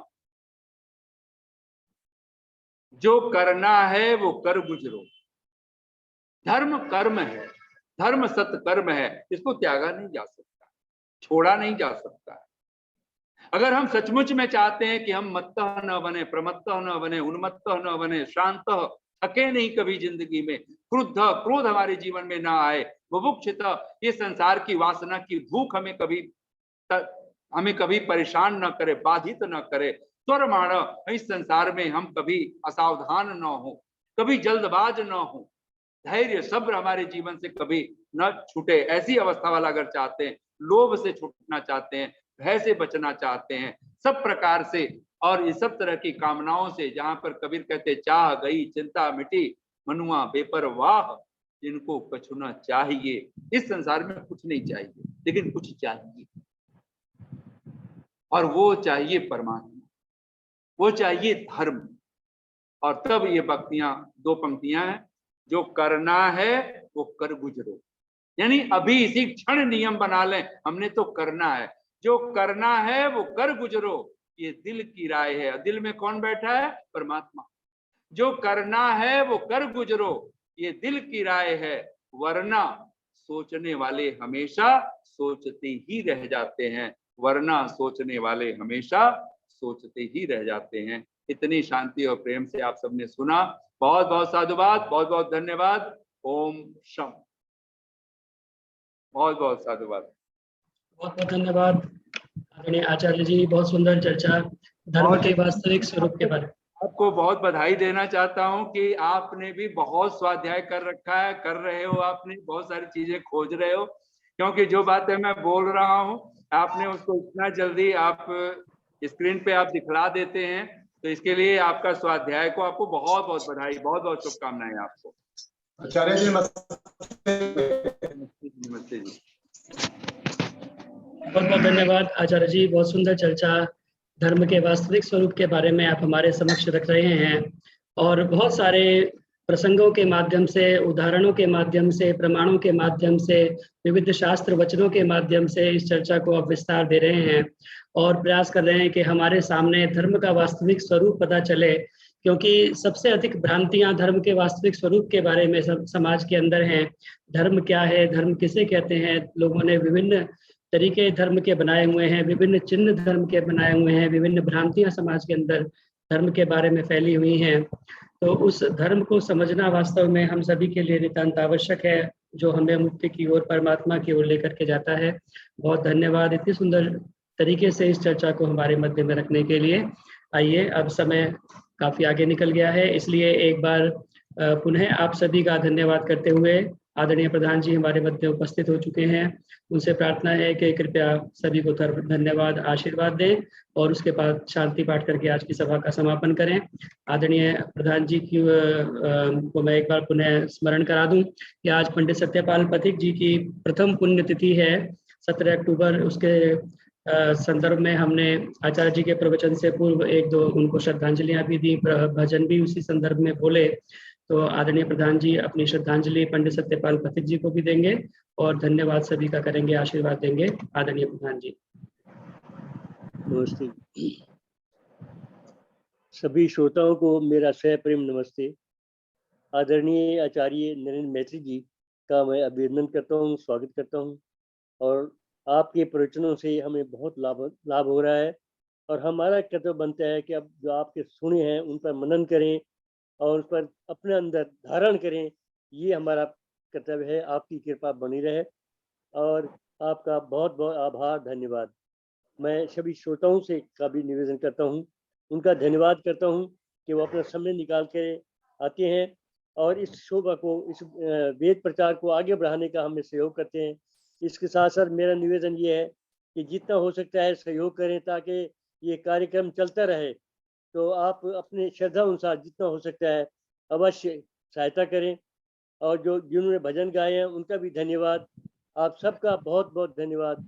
आज जैसा कि बताया गया है अपने पथिक जी की पुण्यतिथि है, उनको मैं आर्य केंद्र सभा नगर निगम क्षेत्र फरीदाबाद के सभी सदस्यों की ओर से भी भावभीनी पुण्यतिथि पर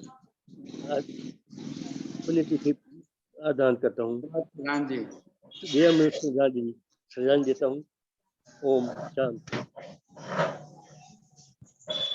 धन्यवाद आदरणीय प्रधान जी, आपका आशीर्वाद प्राप्त हुआ। अब आचार्य जी शांति पाठ करा के सत्र का समापन करें, उसके बाद 2-3 मिनट के लिए मंच खुला रहेगा अनौपचारिक चर्चा के लिए। आदरणीय आचार्य जी।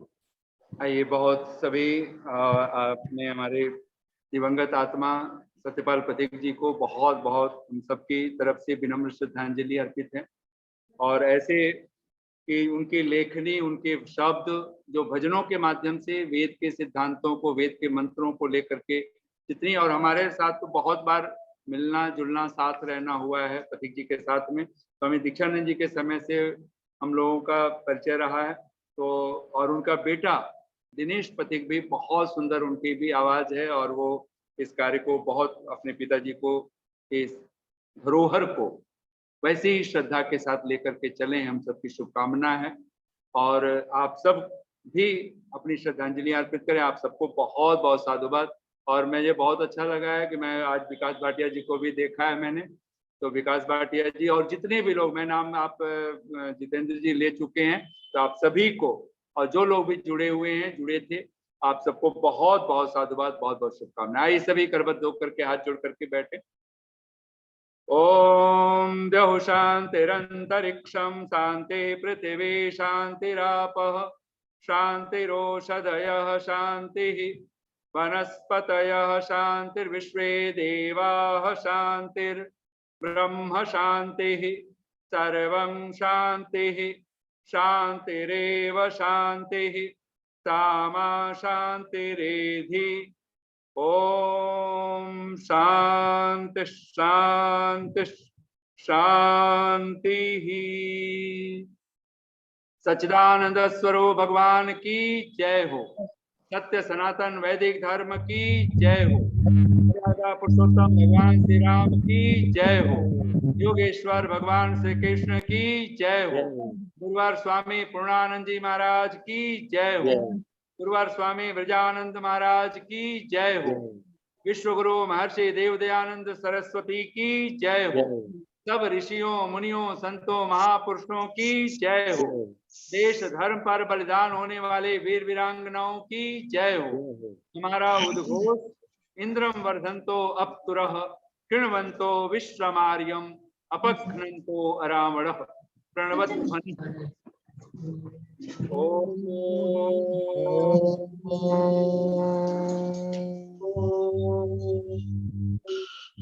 सर्वेभ्यो नमः।